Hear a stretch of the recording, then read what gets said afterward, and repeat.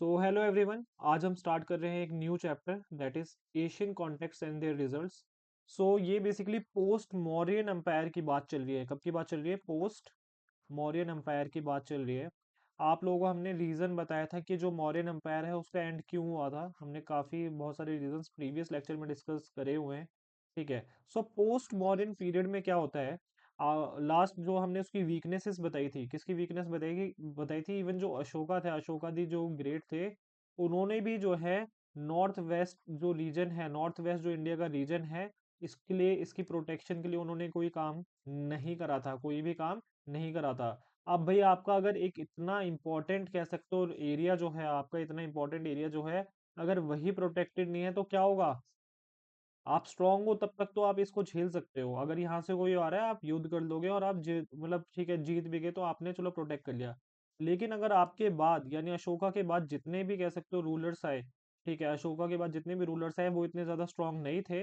इसीलिए जब इन्वेजन हुआ from this north west region, Hindu Kush के पहाड़ियों से बहुत सारे इन्वेडर्स आए, ठीक है, और अलग अलग पासेस से बहुत सारे इन्वेडर्स आए, और जब ये लोग आए यहाँ पे तो इन्हें एक स्ट्रांग रूलर नहीं मिला, जिसकी वजह से ये लोग इन्वेजन करने में काफी ज्यादा सक्षम रहे। इनके लिए बहुत सक्सेसफुल रहा नॉर्थ वेस्ट इंडिया को इन्वेड करना। ठीक है, और इसकी वजह से ये अपना रूल भी स्थापित कर पाए, अपना रूल भी इनका एस्टेब्लिश कर पाए। ठीक है, सभी को समझ आ रहा होगा। तो मैंने ये आपकी वीकनेसेस बताई थी इसमें। ठीक है, किसकी? अशोका की वीकनेस, और इवन मौर्यन एम्पायर की जो वीकनेस थी, इन्होंने नॉर्थ वेस्ट जो ये इनकी बाउंड्री थी, जो नॉर्थ वेस्ट इनके जो बाउंड्री थी इनके एम्पायर की, उस पर इन्होंने बिल्कुल भी ध्यान नहीं दिया था। ठीक है, क्लियर है? फिर ऊपर से एम्पायर इनका खुद का इतना बड़ा था कि उसको कंट्रोल करना भी बहुत मुश्किल था। जो मतलब बहुत जो बॉर्डर वाले एरिया से उसको कंट्रोल करना भी मुश्किल हो जाता है। ठीक है, क्लियर है? सो अब हम मतलब मैंने लास्ट लेक्चर में भी बताया था कि जो पुष्यमित्र शुंगा है, ठीक है, उसने क्या करा था? उसने जो लास्ट मौर्यन रूलर था that is Brihadratha. Last Mauryan ruler कौन था? बृहद्रथ। उसको उसने मार दिया था। किसने? पुष्यमित्र शुंगा ने। ठीक है, ये इसका क्या था? जनरल था। ठीक है, पुष्यमित्र शुंगा जनरल था, और इसने लास्ट जो मौर्यन किंग था उसको, बृहद्रथ, उसको किल कर दिया था। ठीक है, क्लियर है? और ये जो पुष्यमित्र शुंग था, ये क्या था? एक ब्राह्मण था। क्या था? एक ब्राह्मण था। ये भी लास्ट लेक्चर में डिस्कस करा हुआ है। और इसने क्या करा? अब ऑफ कोर्स ब्राह्मण्स है तो ऑफ कोर्स ये बुद्धिज्म के अगेंस्ट होंगे, तो इन्होंने काफी ज्यादा बुद्धिस्ट का, इन्होंने कह सकते हो कि इन्होंने कत्लेआम करा। ठीक है, काफी बुद्धिस्ट को परसिक्यूट किया। ठीक है, क्लियर है? और इनके बाद जो सुंगा है, सुंगा के बाद आते हैं कानवास, वो भी ब्राह्मण सी थे। ठीक है, क्लियर है? और अब इसी एरा से कह सकते हो, इसी टाइम पीरियड से जो है बुद्धिज्म का जो है डिक्लाइन होना इंडिया में, जो इंडियन सब कॉन्टिनेंट है वहाँ पे ये बुद्धिज्म का डिक्लाइन होना स्टार्ट हो जाता है। ठीक है, क्लियर है? आगे जाके जब हम पढ़ेंगे बुद्धिज्म के बारे में, द डिक्लाइन ऑफ बुद्धिज्म, ठीक है, खैर मैंने प्रीवियसली भी पढ़ाया है, बट स्टिल जब हम आगे जाके मिडिवल इंडिया पढ़ेंगे तो वहाँ भी देखेंगे किस तरह से बुद्धिस्ट का जो है परसिक्यूशन हुआ था। ठीक है, चलो वो बात की बात है। आप सीधा आगे बढ़ते हैं। ठीक है। सो सबसे पहला जो इन्वेजन होता है, जो सबसे पहला इन्वेजन होता है वो ग्रीक्स करते हैं। कौन करते हैं? ग्रीक्स करते हैं। सबको समझ आ रहा है? तो आज series of invasion took place about 200 BC. So सिर्फ एक बार इन्वेजन नहीं हुआ, कि ऐसा नहीं हो कि भाई एक बार कोई कोई ट्राइब थी वो सीधा आ गई और नॉर्थ वेस्ट इंडिया में उन्होंने कब्जा कर लिया। तो नंबर ऑफ टाइम्स ऐसे बहुत सारी ट्राइबल कह सकते हो या फिर ऐसे रूलर्स थे जो ऑलरेडी जो हमारे वेस्टर्न रीजन में थे, ठीक है, जो वेस्टर्न रीजन में थे या वेस्ट एशिया में जो भी जितने रूलर्स थे, ठीक है, जो या फिर जितनी डायनेस्टी थी, एम्पायर्स रूल कर रहे थे, उन सब लोग इंडिया की तरफ आना चाहते थे, क्योंकि इंडिया काफी ज्यादा रिच था। ये हमने आपको पहले भी बताया था। ठीक है, क्लियर है? इंडिया काफी ज्यादा रिच था, बहुत ज्यादा कह सकते हो संपूर्ण कंट्री था उस टाइम। ठीक है। सो आगे बात करी जाए। सो सीरीज ऑफ इन्वेजन होते हैं 200 बीसी के अराउंड। ठीक है। और सबसे पहला जिन्होंने कह सकते हो सक्सेसफुली हिंदू कुश पहाड़ियों को, हिंदू कुश माउंटेन्स को क्रॉस करा, वो कौन थे? वो ग्रीक्स थे, जो कि उस समय बैक्ट्रिया को रूल कर रहे थे, जो कि बैक्ट्रिया को रूल कर रहे थे। आप लोगों को मैंने बताया था कि भाई जब अलेक्जेंडर की डेथ हो जाती है तो जो सेल्यूकस निकेटर था, सेल्यूकस वन निकेटर, वो अपना कह सकते हो पूरा का पूरा साम्राज्य बना लेता है। ठीक है, ये रहा सेल्यूसिड एम्पायर। ठीक है, क्लियर है? आप लोगों को यहाँ पे बैक्टीरिया दिख रहा होगा, और यहाँ पे देख रहे हो उस टाइम मौर्यन एम्पायर है। सबको समझ आ रहा है? यहाँ पे बैक्टीरिया दिख रहा होगा। तो जैसे ही सेल्यूसिड जो एम्पायर में, ठीक है, बैक्टीरिया वाले रूलर्स को मौका मिलता है, ये इंडिपेंडेंस घोषित कर देते हैं। वैसे ही रिलेवेंट है इस मतलब जो एंशियंट इंडिया हम पढ़ रहे हैं इसके हिसाब से जो मैं बता रहा हूँ इररेलेवेंट है कि बैक्टीरिया में जो रूलर्स थे उन्होंने इंडिपेंडेंस इंडिपेंडेंस इन्होंने अपनी अनाउंसमेंट कर दी कि अभी अब हम इंडिपेंडेंट है, अब हम सेल्यूसिड एम्पायर का पार्ट नहीं है। सभी को क्लियर है? तो अब जब ये इंडिपेंडेंट अपने आप को घोषित करते हैं तो ये इधर ना जाकर ये कहाँ पर आते हैं, इसका भी रीजन है, ये कहाँ पर आते हैं, ये हमारे नॉर्थ वेस्ट इंडिया में आते हैं। ठीक है, कहाँ पे आते हैं? नॉर्थ वेस्ट इंडिया में। ऑफ कोर्स ये लेफ्ट भी जा सकते थे, ये मतलब ये ईस्ट की तरफ ही क्यों हुए, ये लोग ईस्ट की तरफ ही क्यों आए, इंडिया की तरफ ही क्यों आए, क्यों क्यों आए ये? ठीक है, ये अपने वेस्ट वाली साइड क्यों नहीं गए? ठीक है, क्लियर है? जो बैक्टीरिया में रूलर्स थे, ठीक है, जिन्होंने इन्वेजन करा इंडिया का, ठीक है, तो वो वेस्ट भी तो जा सकते थे, सिर्फ इंडिया क्यों आए? तो उसका भी रीजन था, let's see what's the reason. ठीक है, क्लियर है? तो जैसे ही मैंने बताया आपको सेल्यूसिड एम्पायर वीक हुआ, ठीक है, तो जो बैक्टीरिया और कह सकते हो एडजॉइनिंग एरियाज थे, ठीक है, जहाँ for example adjoining area Iran को पार्थिया, पार्थिया जो एम्पायर है वहां पे पार्थिया एम्पायर था उस टाइम ईरान में। ठीक है, क्लियर है? तो एक्चुअली क्या है, आपको दिखा देता हूँ मैं यहाँ पे। सो सेल्यूसिड एम्पायर के ऊपर जो है ना, सेल्यूसिड एम्पायर के ऊपर मतलब करीबन, अगर मैं यहाँ पे दिखाऊं आप लोगों को या फिर, हाँ चलो यहीं पे देख लेते हैं। तो सेल्यूसिड एम्पायर के ऊपर जो ये वाला आपका पूरा रीजन था ना, ठीक है, यहाँ पे एक ट्राइब थी, क्या थी? एक ट्राइब थी, जिनको कहा जाता था, क्या क्या कहा जाता था? सिंथियन ट्राइब्स कहा जाता था। क्या कहा जाता था? सिंथियन ट्राइब्स। सबको समझ आ रहे हैं? और ये बहुत ज्यादा पावरफुल ट्राइब थी, ये जो इन्होंने बहुत बड़ा अपना पावरफुल एक पूरा पूरा एम्पायर बना रखा था। और बेसिकली ट्राइब्स थे ये, ठीक है, और लड़ने झगड़ने के लिए कह सकते हो हर टाइम रेडी रहते थे। तो ऑफ कोर्स अब देखो यहाँ पे, देखो बैक्टीरिया वाले के ऊपर क्या है? सिंथियंस है। क्या है? सिंथियंस है। सबको समझ आ गया? अब ये सिंथियंस है इस साइड, तो क्या ये लोग इस साइड जा सकते हैं? ऑफ कोर्स ये इस साइड नहीं जा सकते। तो इनके लिए, इनके पास क्या रीजन हुआ यहाँ पे जाने का? सिर्फ इनके पास रीजन होता है, मतलब रीजन ये है कि ये अब इंडिया की तरफ ही जा सकते हैं। ठीक है, क्योंकि जो वेस्ट वाली साइड है वहां पे किसने, किसका एम्पायर बढ़ते जा रहा था? सिंथियंस का बढ़ते जा रहा था। ठीक है, क्लियर है? सो और फिर ऊपर से अब सिंथियन ट्राइब्स जो थी, अब जो सिंथियन ट्राइब्स थी, ठीक है, वो लोग वो लोग चाइना की तरफ नहीं जा पा रहे थे, वो लोग चाइना की तरफ नहीं जा पा रहे थे। सबको समझ आ रहा है? वो लोग किधर फिर जाने लगे? ये लोग इस तरफ आने लगे। ठीक है, अब ये चाइना की तरफ क्यों नहीं जा पा रहे थे? क्योंकि चाइना का जो रूलर था, मैंने प्रीवियस लेक्चर में बनाया था, उसने क्या बना दिया था? चाइनीज, कह सकते हो the great wall of China उसने तब तक बना दी थी। ठीक है, क्लियर है? So with the construction of the Chinese wall of the, ठीक है, जो सिंथियंस थे, ये अब कह सकते हो चाइना की तरफ पुश फॉरवर्ड करने में सक्षम नहीं थे। ठीक है, जिसकी वजह से इनकी जो अटेंशन थी वो अपने आसपास वाले एरिया, जैसे ग्रीक्स और पार्थियंस, पार्थियंस मैंने बताया ईरान वाला जो रीजन था वहां पे पार्थियंस रूल कर रहे थे। ठीक है, क्लियर है? तो उनकी नजर वहां पड़ती है। ठीक है, क्लियर है? जिसकी वजह से जो है सिंथियंस ट्राइब जो है अब सीधा इधर आती है। सबको समझ आ गया? सिंथियन ट्राइब्स इधर आती है। अब भाई बैक्टीरिया में जो ग्रीक रूलर्स थे उनके पास अब कोई कह सकते हो ऑप्शन नहीं था, वो सीधा उनको क्या इन्वेड करना था? अब इनको इंडिया में इन्वेजन करना पड़ा। सभी को क्लियर है? सो ये रीजन है इनका इन्वेजन का। ठीक है, क्यों ग्रीक्स कह सकते हो इंडिया में आए। इससे पहले ग्रीक्स कब आए थे? अगर मैं आप लोगों से पूछूं, आप लोग अगर कमेंट सेक्शन में कमेंट करके बता सकते हैं तो प्लीज मुझे बताइएगा दैट कि इससे पहले जो ग्रीक्स हैं इससे पहले भी आए हैं। मैंने आपको पढ़ाया, चलो ठीक है, मैं थोड़ा हिंट देता हूँ। मैसिडोनियन इन्वेजन मैंने जो लेक्चर है उसमें पढ़ाया था कि किस तरह से इन्वेजन हुआ था। सो लेट्स सी कौन, who was the man who was responsible for this invasion जो इससे पहले हुआ था, ये आप मुझे कमेंट सेक्शन में बताइएगा। ठीक है, क्लियर है? सो सेल्यूसिड एम्पायर की बात हो गई। ठीक है, तो सेल्यूसिड एम्पायर में फिर जो बैक्टीरिया था, जो बैक्टीरिया वाले रूलर्स थे वो सीधा कहाँ पे आते हैं? अपने नॉर्थ वेस्ट इंडिया में इन्वेजन करते हैं। ठीक है, क्लियर है? और जो सक्सेसर्स ऑफ अशोका थे, जो अशोका के जो बाद आए थे जो रूलर्स थे, वो ज्यादा कह सकते हो स्ट्रॉन्ग नहीं थे, दे वर टू वीक। ठीक है, इसकी वजह से ये जो फॉरेन इन्वेजन्स थे ये इस पीरियड में इसको रोक नहीं पाए, इसको रोक नहीं पाए। आई होप सबको समझ आ रहा होगा। तो मैंने इस वाले जो स्लाइड इसमें क्या क्या इंपॉर्टेंट चीज बताई कि भाई यहाँ पे जो सेल्यूसिड एम्पायर था वो बहुत ज्यादा कमजोर हो गया था। ठीक है, और जो बैक्टीरिया में जो रूलर्स थे उन्होंने इंडिपेंडेंस कह सकते हो घोषित कर दिया अपने आप को। और फिर जो फिर मैंने बताया था सिंथियन ट्राइब्स थी, ऊपर वाले रीजन में सिंथियन ट्राइब्स थी। सबको समझ आ रहा है? अब सिंथियन ट्राइब्स क्या थी? वो जो है ना, ये Chinese wall, the great wall of China की वजह से वो लोग चाइना की तरफ ना जाकर अपने आसपास के जो जो जो ग्रीक्स और पार्थियंस थे, जो ग्रीक्स और पार्थियंस थे उनकी नजर उस पर पड़ती है। जिसकी वजह से क्या हो रहा है? जिसकी वजह से ये लोग अब सीधा जो पुश करते हैं अपने आप को, ये अपने आसपास वाले रीजन में, सिंथियंस इस वाले रीजन में आते हैं। ठीक है, क्लियर है? जिसके वजह से जो बैक्टीरिया में जो रूलर्स थे वो सीधा आते हैं, इन्वेड करते हैं नॉर्थ वेस्ट इंडिया को। आई होप सबको समझ आया हो। ठीक है, तो थोड़ा बहुत ऐसी कहानी सी है, इसमें ऐसा कुछ कुछ इंपॉर्टेंट नहीं है जानने के लिए, बट आपको सीक्वेंस वाइज समझ आएगा कि ऐसा क्यों हो रहा है, व्हाट इज द रीजन कि भाई ये इन्वेजन हो रहा है। ठीक है, ये भी पता होना जरूरी है। ठीक है, क्लियर है।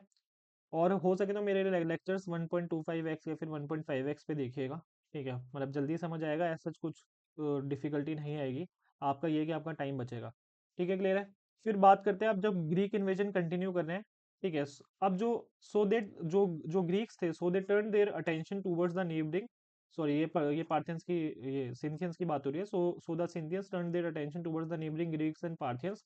ठीक है, अब जब सिंथियन ट्राइब्स के पुश मिला तो उसके जैसे जो बैक्ट्रियन ग्रीक्स थे, दे वर फोर्स टू इन्वेड इंडिया। सभी को क्लियर है। सो ये हो गया हमारा ग्रीक इन्वेजन का रीजन, हमें पता चला कि क्यों इन्होंने इन्वेजन करा। ठीक है, क्लियर है। सो इंडो ग्रीक इन्वेजन, अब जो ये जो कह सकते हो, जो ये बैक्ट्रिया वाले रूलर्स थे, बैक्ट्रिया वाले रूलर्स थे, जब इन्होंने क्या है अपना राज्य स्थापित करा नॉर्थ वेस्ट इंडिया में। ठीक है, जब अपना रूल स्थापित करा, इस्टेब्लिश करा नॉर्थ वेस्ट इंडिया में, तो इनको क्या बुलाया जाता था? इनको बुलाया जाता था ग्रेको बैक्टीरियन बैक्ट्रियन किंगडम। क्या बुलाया जाता था? Greco Bactrian kingdom. सो अगर आप कहीं सुनते हो, ठीक है, ग्रेको बैक्टीरिया, अगर आप कहीं सुनते हो ग्रेको बैक्टीरिया, ठीक है, या ग्रेको बैक्टीरियन सुनते हो, ठीक है, क्लियर है, या फिर आप सुनते हो क्या? इंडो ग्रीक, या फिर सुनते हो इंडो ग्रीक। ठीक है, तो ये किन की बात हो रही है? ये उन ग्रीक रूलर्स की बात हो रही है जिन्होंने नॉर्थ वेस्ट इंडिया पे अपना अंपायर को इस्टेब्लिश करा था। ठीक है, क्लियर है। तो आगे बढ़े। ठीक है, सो सबसे पहला जो इंडो ग्रीक रूलर था वो कौन था? Demetrious one. ठीक है, डिमेट्रियस वन। इनका जो रूल था वो 200 बीसी से लेकर 180 बीसी तक रहा। तो सबको समझ आ रहा है। अब हम पढ़ रहे हैं पोस्ट मौर्यन अंपायर का सिनेरियो हम पढ़ रहे हैं। ठीक है, मैंने बताया कि पोस्ट मॉडर्न एम्पायर में काफी ज्यादा इन्वेजन होते हैं नॉर्थ वेस्ट रीजन में। ठीक है, क्लियर है। अब लेट्स सी, और बहुत सारे रूल्स भी स्टेब्लिश होते हैं। तो अभी जो पहला रूल हम पढ़ रहे हैं वो कौन कर रहे हैं? रूल अभी इंडो ग्रीक्स कर रहे हैं। कौन कर रहे हैं? इंडो ग्रीक्स कर रहे हैं। ठीक है, तो जो उसका सबसे पहला जो किंग था, कह सकते हो वो कौन था? Demetrius one. ठीक है, so around 200 BC Demetrius one जो है, ठीक है, वो इन्वेजन करता है नॉर्थ वेस्ट इंडिया में और कैप्चर करता है Gandhara, Punjab and parts of Indus valley. ठीक है, क्लियर है। इसको कंसिडर करा जाता है, डेमेट्रियस को कहा जाता है कि ही is the founder of Indo Greek kingdom. Indo Greek kingdom का ये फाउंडर कहलाता है। ठीक है, क्लियर है। और ये रहा आपका इंडो ग्रीक किंगडम। देख लो कि कुछ छोटा मोटा किंगडम नहीं था, काफी बड़ा किंगडम था। सभी को क्लियर है। सो ये जब कह सकते हो ये इन्वेजन करता है, ये अडॉप्ट कर लेता है इंडियन कल्चर। ठीक है, और ये बाइलिंगुअल, कह सकते हो दो लैंग्वेज वाले कॉइन्स को यूज करता है, जिसमें ग्रीक और खारोष्टी स्क्रिप्ट यूज हुई थी। ठीक है, ग्रीक और खारोष्टी स्क्रिप्ट यूज हुई थी। ठीक है, और कहा जाता है कि ये भी, मतलब जो डेमेट्रियस है वो रिस्पॉन्सिबल है गंधार आर्ट को इंट्रोड्यूस करने में। ठीक है, गंधार आर्ट को इंट्रोड्यूस करने में। ठीक है, क्लियर है। सो पहला पहला रूलर कौन रहा इनका, जो who was the founder of Indo Greek kingdom? So Demetrius one was the founder of Indo Greek kingdom. ठीक है, क्लियर क्लियर है। सो आगे बढ़ते हैं। सो ये बहुत इंपॉर्टेंट है, ये चीज याद रखना। वन वन लाइनर क्वेश्चन ऐसा है, मतलब फैक्चुअल सीधा क्वेश्चन आ सकता है। ठीक है, सो मिनेंदर आता है, मिनेंडर। ठीक है, मिनेंडर वन आता है अगला रूलर। ठीक है, जिसको मिलिंद कहा जाता है, जिसको किस नाम से बुलाया जाता है? मिलिंद कहा जाता है। ठीक है, तो मिनेंडर वन एंड जो मिलिंद है वो एक ही बंदा है। ठीक है, क्लियर है, एक ही रूलर है। ये 165 से 130 बीसी तक रूल करता है। ठीक है, he is one of the most famous Indo Greek ruler. ठीक है, सभी को क्लियर है। और इनको क्यों जाना जाता है, मतलब ये इतने ज्यादा फेमस क्यों है? एक्चुअली क्या है, एक बुक है, ठीक है, एक टेक्स्ट है, जिसका नाम क्या है? मिलिंद पन्हो। क्या नाम है इस टेक्स्ट का? मिलिंद पन्हो। तो एक तरह से एक बुक है जिसका नाम है मिलिंद पन्हो। और ये किसने लिखी है? ये नागसेन ने लिखी है, नागार्जुन नागसेन ने लिखी है। ठीक है, क्लियर है, नागसेन। ठीक है, ये मैं मार्क कर दे रहा हूँ यहाँ पे, प्लीज ये चीज याद रखना, ये एग्जाम में आ सकता है एज इट इज। ये रहा नागसेन। ठीक है, सो नागार्जुन नागसेन ने ये बुक लिखी है। ठीक है, इसमें क्या है कि जो मिलिंद है, जो मिनेंडर है, वो बेसिकली सवाल करता है। ठीक है, ये सवाल करता है किससे? नागार्जुन नागसेन से सवाल करता है। ये एक बुद्धिस्ट मॉन्क थे, नागार्जुन नागसेन क्या थे? एक बुद्धिस्ट मॉन्क से, और सवाल करते हैं और उसका जवाब वो देते हैं। और तो इसके ऊपर एक बुक बुक कह सकते हो लिखी हुई थी। So he is known for his converse. और ये जो, मतलब जो मिलिंद है, ऑफ कोर्स जब बुद्धिज्म की अगर बात करी रहे, तो इन्होंने अपने आप को कन्वर्ट कर लिया था किसमें? बुद्धिज्म कह सकते हो रिलीजन इन्होंने अपना अपना लिया था। ठीक है, क्लियर है। इनका जो रूल रहा वो Mathura, Punjab and possibly parts of Ganges valley, यहाँ तक इनका रूल रहा। ठीक है, मिलिंद का। मिलिंद, अगर मैं आपको बोलूँ कि मिलिंद के जो मिनेंडर है या मिलिंद है, उनकी सबसे इंपॉर्टेंट चीज क्या याद रखनी है आपको? मिलिंद पन्हो याद रखनी है। किसने लिखी थी? नागार्जुन नागसेन ने ये बुक लिखी थी। ठीक है, क्लियर है। और जो ये कह सकते हो इसमें क्या है, ये बेसिकली ये सवाल जवाब करते हैं आपस में, तो इसके ऊपर कन्वर्सेशन के ऊपर ये बुक लिखी हुई है। ठीक है, क्लियर है। सो आगे बढ़ा जाए। सो इंडो ग्रीक इन्वेजन की बात कर रहे थे हम। ठीक है।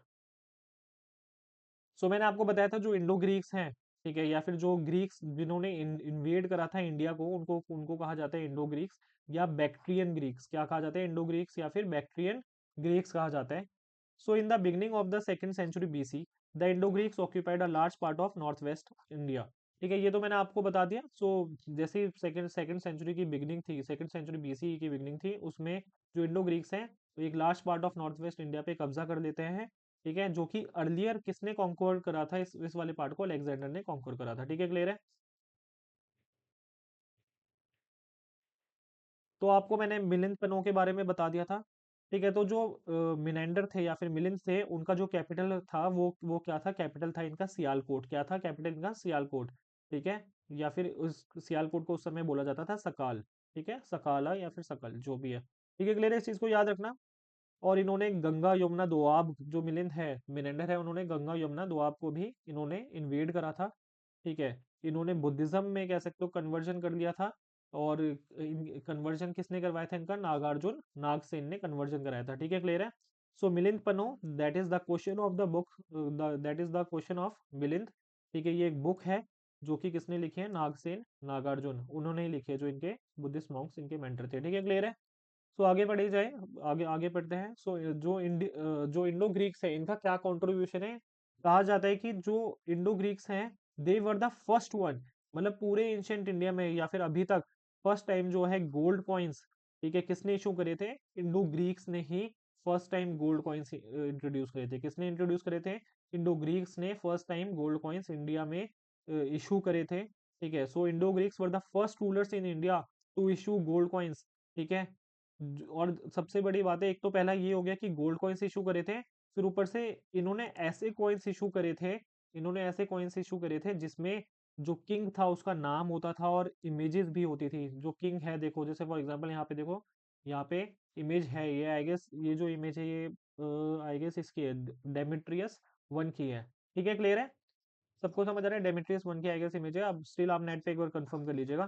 तो so they were the first to issue coins, जिसमें कह सकते हो एट्रीब्यूशन मिलता है किंग्स को, एट्रीब्यूशन मिलता है किंग्स को। और इनके कॉइन्स को क्या कहा जाता था?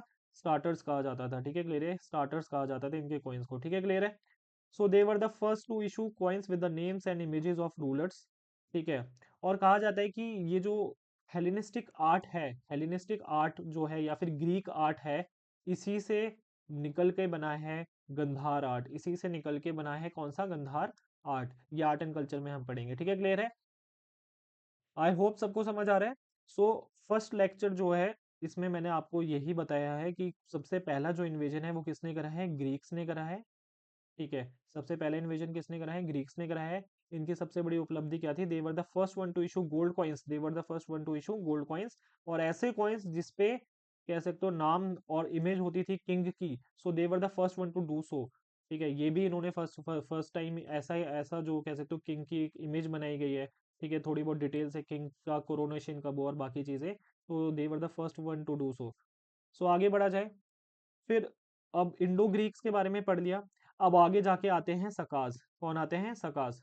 तो मैंने आप लोगों को बताया था कि जो सिंथियंस थे वो अभी तक आसपास के रीजन में कोशिश कर रहे थे अपना हाथ आजमाने की। लेकिन उसकी वजह से जो है बैक्ट्रिया वाले जो रूलर्स थे, वो कह सकते हो इंडिया में इंडो ग्रीक रूल इस्टेब्लिश करते हैं। लेकिन उनका जो ये रूल था इतने इतने ज्यादा लंबे समय तक नहीं टिक पाया। उसके बाद जो सिंथियंस थे, सिंथियंस की एक जो ब्रांच थी, वो आ जाती है कहाँ पे? नॉर्थ वेस्ट इंडिया में इन्वेजन इन्वेजन करने आ जाती है। कहाँ आ जाती है? नॉर्थ वेस्ट इंडिया में। सबको समझ आ रहा है? तो जो सिंथियंस की, ठीक है, जो सिंथियंस की एक ब्रांच थी वो कहाँ पे इन्वेजन करती है? वो इन्वेजन करती है नॉर्थ वेस्ट इंडिया में। ठीक है, क्लियर है। सो इन्वेजन हो रहा है अब यहाँ पे नॉर्थ वेस्ट इंडिया में। सो एंशियंटली अगर बात करी जाए तो जो सिथियंस थे ये क्या थे, नोमैडिक पीपल थे, ठीक है, नोमैडिक पीपल थे। ये सेंट्रल एशियन ओरिजिन के लोग थे, आपको दिख भी रहा है सेंट्रल एशियन ओरिजिन के ये लोग थे, इसलिए मैंने मैप अटैच करा हुआ है, ठीक है, क्लियर है। फिर ये माइग्रेट करते हैं इंडिया में और बहुत ज्यादा इंपॉर्टेंट रोल प्ले करते हैं इंडियन सब कॉन्टिनेंट की हिस्ट्री में, ठीक है, क्लियर है। और इनके अराइवल से ये मार्क होता है कि जो इंडिया में फॉरेन रूल है वो स्टार्ट हो जाता है, ठीक है। और आगे देखते हैं कि क्या इसका इन्फ्लुएंस रहता है हमारे इंडियन सब कॉन्टिनेंट पे, ठीक है, क्लियर है। तो अब सबसे पहले कौन आए थे, सबसे पहले ग्रीक्स आए थे। अब ग्रीक्स के बाद कौन आए हैं, सीधा सिंथियंस आए हैं in the form of the Sakas, ठीक है, द सकाज, ठीक है। अब ओरिजिन एंड माइग्रेशन की बात करें, सो मैंने देखो लिखा भी हुआ यहाँ पे, the Sakas were a part of larger Scythian group, तो सिंथियन ग्रुप का ही पार्ट थे ये जो सकाज थे, ठीक है। और जो सिंथियन ग्रुप था वो बेसिकली कहाँ पे रहते थे, जो पूरा का पूरा सिंथियंस थे ये कहाँ पे रहते थे, यूरेशियन स्टेपीज में रहते थे, कहाँ रहते थे, यूरेशियन स्टेपीज में रहते थे, ठीक है, क्लियर है। आप लोगों को यूरेशियन स्टेपीज से क्या याद आ रहा है, यूरेशियन स्टेपीज से याद आना चाहिए कि जो आर्यंस थे वो भी यूरेशियन स्टेपीज से ही इंडियन सब कॉन्टिनेंट में आए थे, ठीक है, क्लियर है। सो इसी तरह से जो सकाज है वो भी कहाँ से आते हैं, यूरेशियन स्टेपीज से आते हैं, ठीक है, क्लियर है। जो या फिर जो सिंथियन ग्रुप्स है वो यूरेशियन स्टेपीज से ही कह सकते हो इनका ओरिजिन था, ठीक है। सो जो सेंट्रल एशियन ट्राइब्स के प्रेशर की वजह से, ठीक है, सेंट्रल एशिया में उस टाइम ट्राइब थे यूजी और जिंगू, जो भी ऐसे बोलेंगे, ठीक है, जियोंगू जैसे आई गेस एंड साइलेंट होगा इसका, ठीक है, क्लियर है। सो यूजी जो ट्राइब्स है ये ही बोल लेते हैं, ये थोड़ा ज्यादा आसान है, ठीक है। इसके प्रेशर की वजह से ये कहाँ पर आते हैं, साउथवर्ड आते हैं, बैक्ट्रिया और पार्थियन वाले रीजन में, और इवेंचुअली फिर ये कहाँ आते हैं, इंडिया में आते हैं। सबको समझ आ रहा होगा, I hope so. So basically pressure ऊपर से आ रहा है, पीछे से इधर इधर से आ रहा है प्रेशर, तो अब बनने के पास मौका क्या है, सिर्फ इस वाले रीजन में आने का, सभी लोग ले रहे हैं। सो दे माइग्रेटेड इनटू इंडिया, ठीक है, सेकंड सेंचुरी बीसी में इनका माइग्रेशन होता है, और कब तक करते हैं माइग्रेशन, फर्स्ट सेंचुरी सी तक, ठीक है, क्लियर है। सो ग्रीक्स के बाद आते हैं सकास, ठीक है, ये बेसिकली सिंथियन ग्रुप का ही पार्ट होते हैं, और सिंथियन ग्रुप का ओरिजिन कहाँ है, यूरेशियन स्टेपीज में है इनका ओरिजिन, ठीक है, क्लियर है। सो मेजर सका डायनेस्टी की अगर बात करी जाए, सो जो अर्लीस्ट सका ग्रुप्स थे वो कहाँ पे सेटल होते हैं, वो सेटल होते हैं गंधार और पंजाब रीजन में, कहाँ पे सेटल होते हैं, गंधार और पंजाब रीजन में सेटल होते हैं, ठीक है। और जो अर्लीस्ट नोन सिंथियन किंग्स थे, ठीक है, जो सबसे पहला जो किंग था, सिंथियन किंग था, उसको उसको क्या बुलाया जाता था, उसको बुलाया जाता था मोगा या मो या फिर मोस, ठीक है, क्लियर है। ये फर्स्ट सेंचुरी बीसी में इसने रूल करा, ठीक है। इसने जो इंडो ग्रीक की टेरिटरीज थी, जो इस ऑफ कोर्स इससे पहले कौन आए थे, इंडो ग्रीक्स आए थे। अब जब भाई नया रूलर आ गया तो मींस इंडो ग्रीक टेरिटरीज पे कब्जा हुआ है, ठीक है, क्लियर है। सो ये जो है मोस, इसने क्या करा, इंडो ग्रीक टेरिटरीज पे कब्जा करा और कॉइन्स इशू करे, ठीक है, कॉइन्स इशू करे, ठीक है, ग्रीक एंड खारोष्टी स्क्रिप्ट में, सेम ग्रीक एंड खारोष्टी स्क्रिप्ट में, ठीक है, क्लियर है। फिर ये तो हो गया हमारी पहली डायनेस्टी, फिर दूसरी डायनेस्टी है द वेस्टर्न क्षत्रप्स, ठीक है। जो सबसे फेमस सका रूलर थे, ठीक है, वो कौन थे, वेस्टर्न क्षत्रप्स को बिलोंग करते थे, वेस्टर्न क्षत्रप्स को बिलोंग करते थे। मैं एक बार मैप दिखा देता हूँ, उसमें आपको समझ आएगा, ठीक है। ये रहे वेस्टर्न क्षत्रप्स, ठीक है, ये रहे वेस्टर्न क्षत्रप्स, ठीक है, क्लियर है। सो इनकी अलग अलग दो डायनेस्टी चल रही थी टोटल, ठीक है। जो सेकंड डायनेस्टी वो जो सेकंड डायनेस्टी थी वो कौन सी थी, वेस्टर्न सत्रप्स थी, ठीक है। ओके, यहाँ पे है, ठीक है, वेस्टर्न सत्रप्स थी, जो कि प्रेजेंट डे गुजरात, महाराष्ट्र, राजस्थान, मध्य प्रदेश में एग्जिस्ट करती थी, ठीक है। इन्होंने यहाँ तक अपना रूल, अपना कह सकते हो कब्जा कर दिया था या कॉन्कोर कर दिया था, ठीक है, क्लियर है। इनका जो रूल था वो फर्स्ट सेंचुरी सीई में स्टार्ट हुआ था, फर्स्ट सेंचुरी सीई में स्टार्ट हुआ था, जो कि करीबन कह सकते हो 300 साल तक चला, जो कि कब तक, 300 साल तक चला, ठीक है। तो जो वेस्टर्न क्षत्रप्स थे, ठीक है, कहा जाता है जो वेस्टर्न क्षत्रप्स थे वो कौन थे, जो वेस्टर्न क्षत्रप्स थे वो कहा जाता था कि ये फ्यूडेटरीज थे कुषाण अंपायर के, किसके फ्यूडेटरीज थे, कुषाण अंपायर के, सबको समझ आ रहा है। सो कुषाण अंपायर था, उसी के फ्यूडेटरी कौन थे, ये वेस्टर्न क्षत्रप्स, ठीक है, क्लियर है। अब फ्यूडेटरी क्या होता है ये आगे हम पढ़ेंगे, फ्यूडेटरी अभी इस तरह से समझ लो कि उनके अंडर काम करते थे, ठीक है, क्लियर है, कुषाण के अंडर।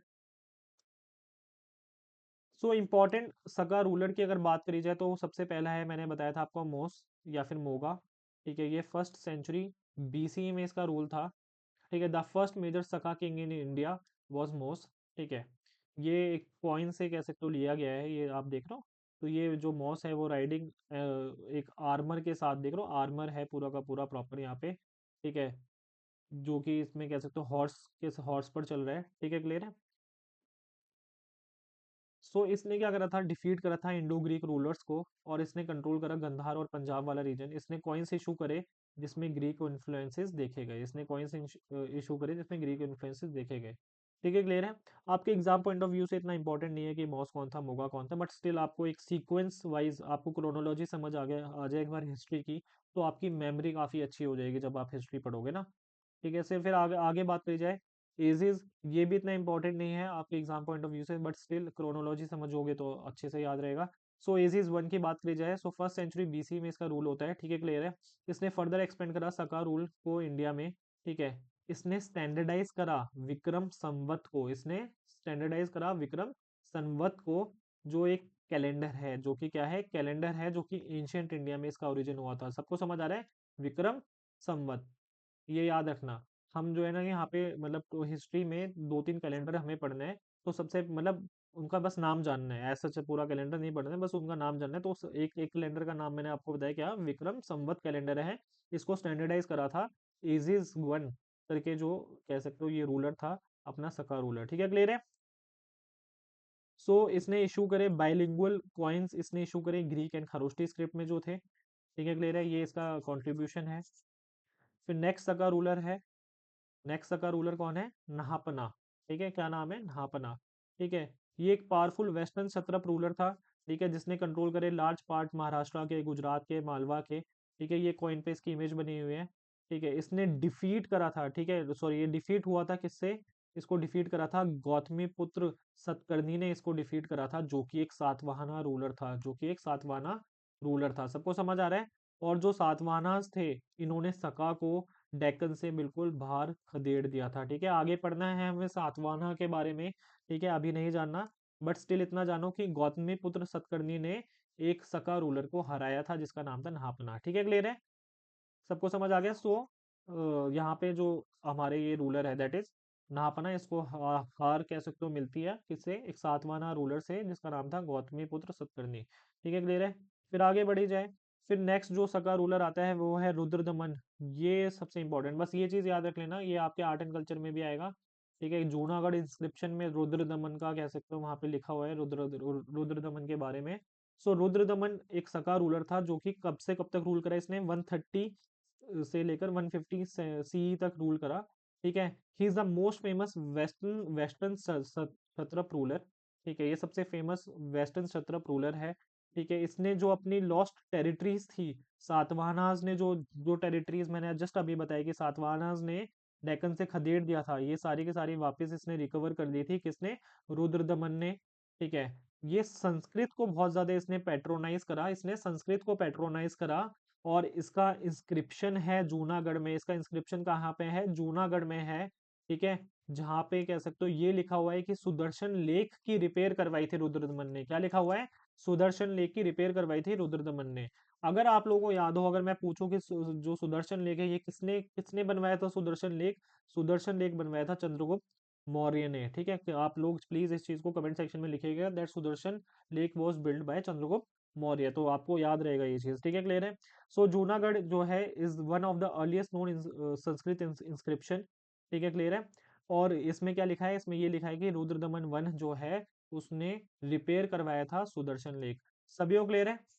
तो देख लो किस तरह से वेलफेयर के काम भी करते थे उस जमाने के रूलर्स, मतलब कहा जाता है कि फॉरेन इन्वेडर्स थे, बट ये जो है एसिमिलेट हो गए थे इंडिया में, एसिमिलेट हो गए थे इंडिया में, इंडियन कल्चर में, ठीक है। और इंडियन जो कह सकते हो जो उस टाइम इनकी प्रजा थी वो उसके लिए काफी ज्यादा काम भी करते थे, ठीक है, क्लियर है। फिर आगे बढ़ी जाए, अब एनसीईआरटी बुक में क्या लिखा हुआ है अबाउट सकास, ठीक है, ये एक बार देख लेते हैं, ठीक है। So the Greeks were followed by Sakas, ठीक है, जो कि बहुत बड़ा कह सकते हो इन्होंने लार्ज पार्ट ऑफ इंडिया को कंट्रोल करा, बेसिकली नॉर्थ वेस्टर्न पार्ट को, ठीक है, क्लियर है। टोटल 5 ब्रांचेस थी सकास की, ठीक है। एक सेटल होती है अफगानिस्तान में, सेकंड पंजाब जहाँ पे तक्षशिला कैपिटल होता है, थर्ड सेटल होती है मथुरा में, ठीक है। रूल्ड जहाँ पे इन्होंने मथुरा में 2 सेंचुरीज यानी 200 साल तक रूल करा। फोर्थ जो है वेस्टर्न इंडिया में सेटल होती है, जो डेक्कन रीजन मैंने आपको ऑलरेडी बता दिया था, ठीक है, क्लियर है। यहाँ पे इनका रूल चलता है 4th सेंचुरी एडी तक। ठीक है, क्लियर है। 5th सेंचुरी तक ये अपर डेक्कन में ये लोग अपना रूल स्टेब्लिश करके रखते हैं। तो टोटल 5 इनकी ब्रांचेस थी। सबको समझ आ रहा है, मतलब इस तरह से समझिए कि 5 ग्रुप्स हैं। ठीक है, एक ग्रुप रूल कर रहा है अफगानिस्तान में, एक पंजाब में, एक मथुरा में, ठीक है क्लियर है, एक वेस्टर्न इंडिया में, एक अपर डेक्कन में। आई होप सभी को क्लियर होगा। फिर बात करी जाए, ये जो मैंने आप लोगों को बताया था विक्रम संवत, क्या बताया था, विक्रम संवत।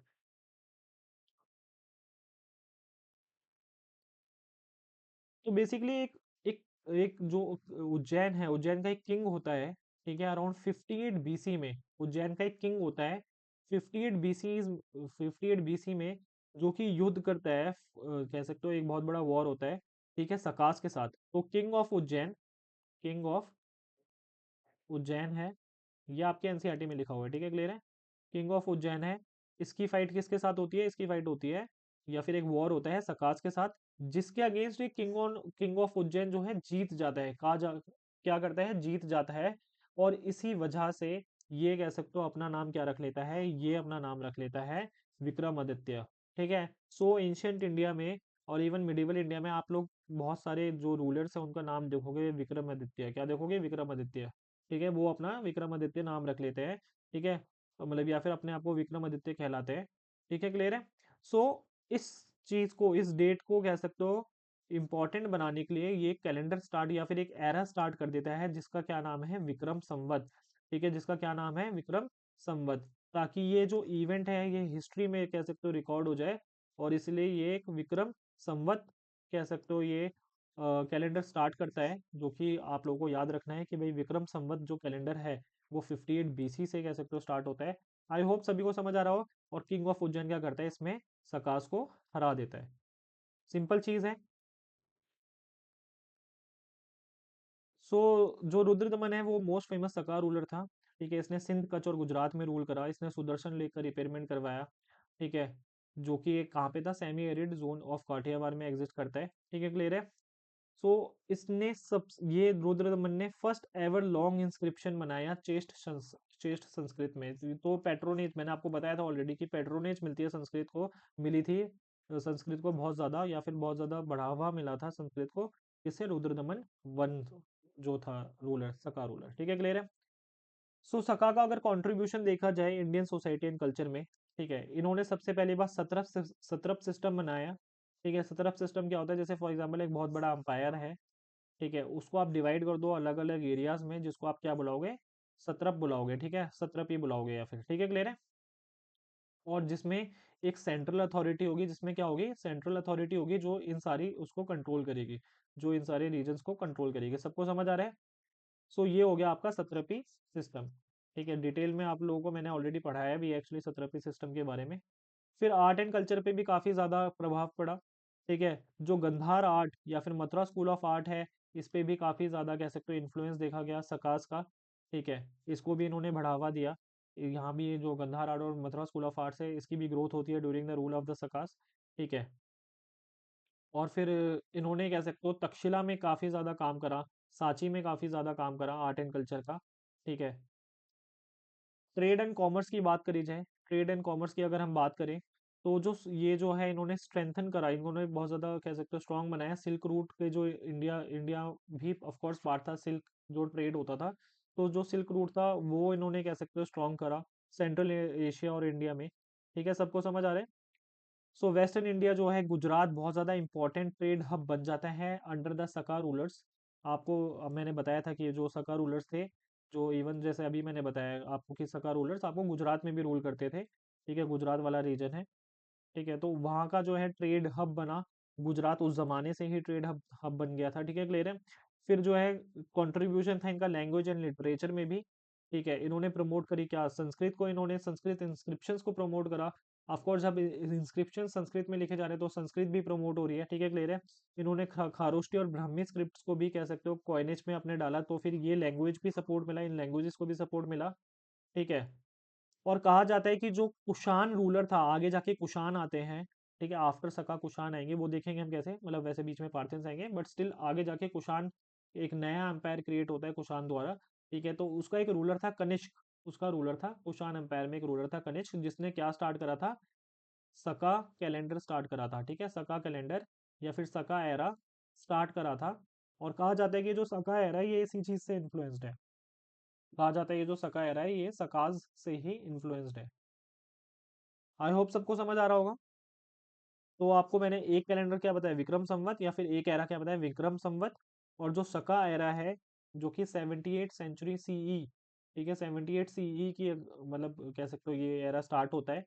ये इंडियन गवर्नमेंट भी यूज करती है, ये इंडियन गवर्नमेंट भी यूज करती है। ये चीज याद रखना है आप लोगों को, इंडियन गवर्नमेंट अपने ऑफिशियल पर्पसेस में कौन सा कैलेंडर यूज करती है, ये आपका सका एरा वाला कैलेंडर यूज करती है। सबको समझ आ रहा होगा, आई होप सो।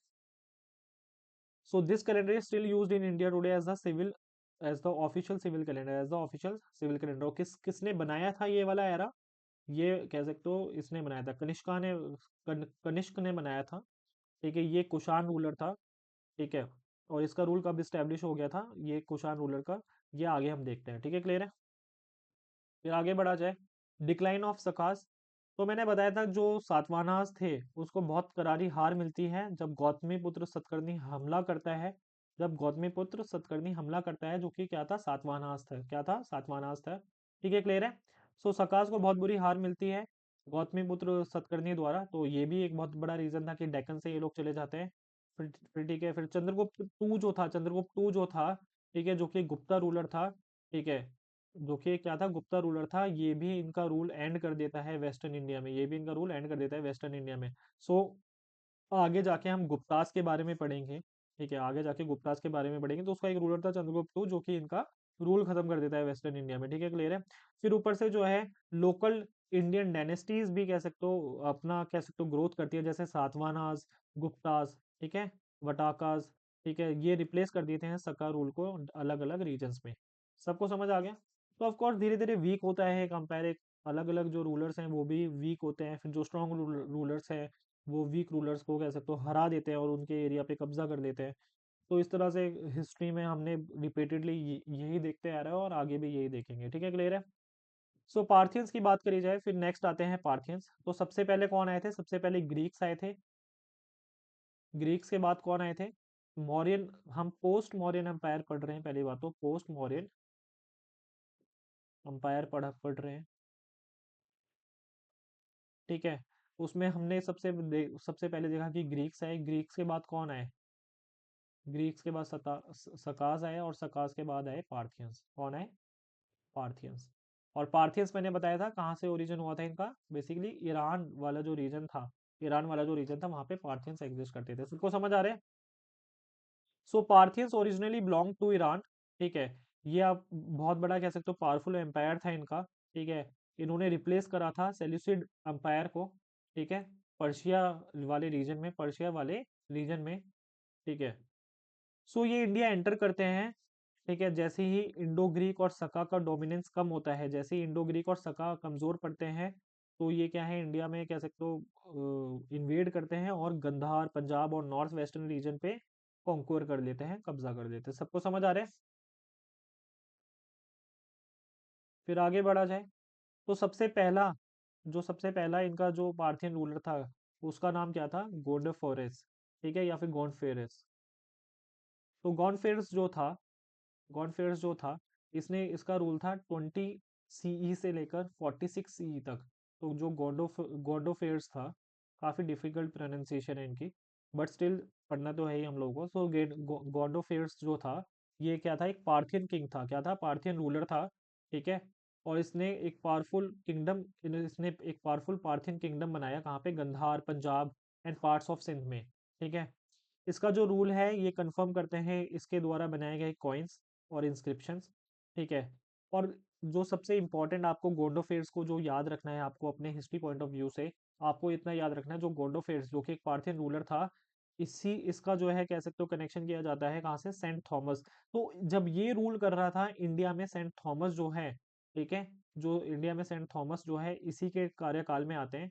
ठीक है, जो सेंट थॉमस थे वो one of the Jesus Christ apostles थे।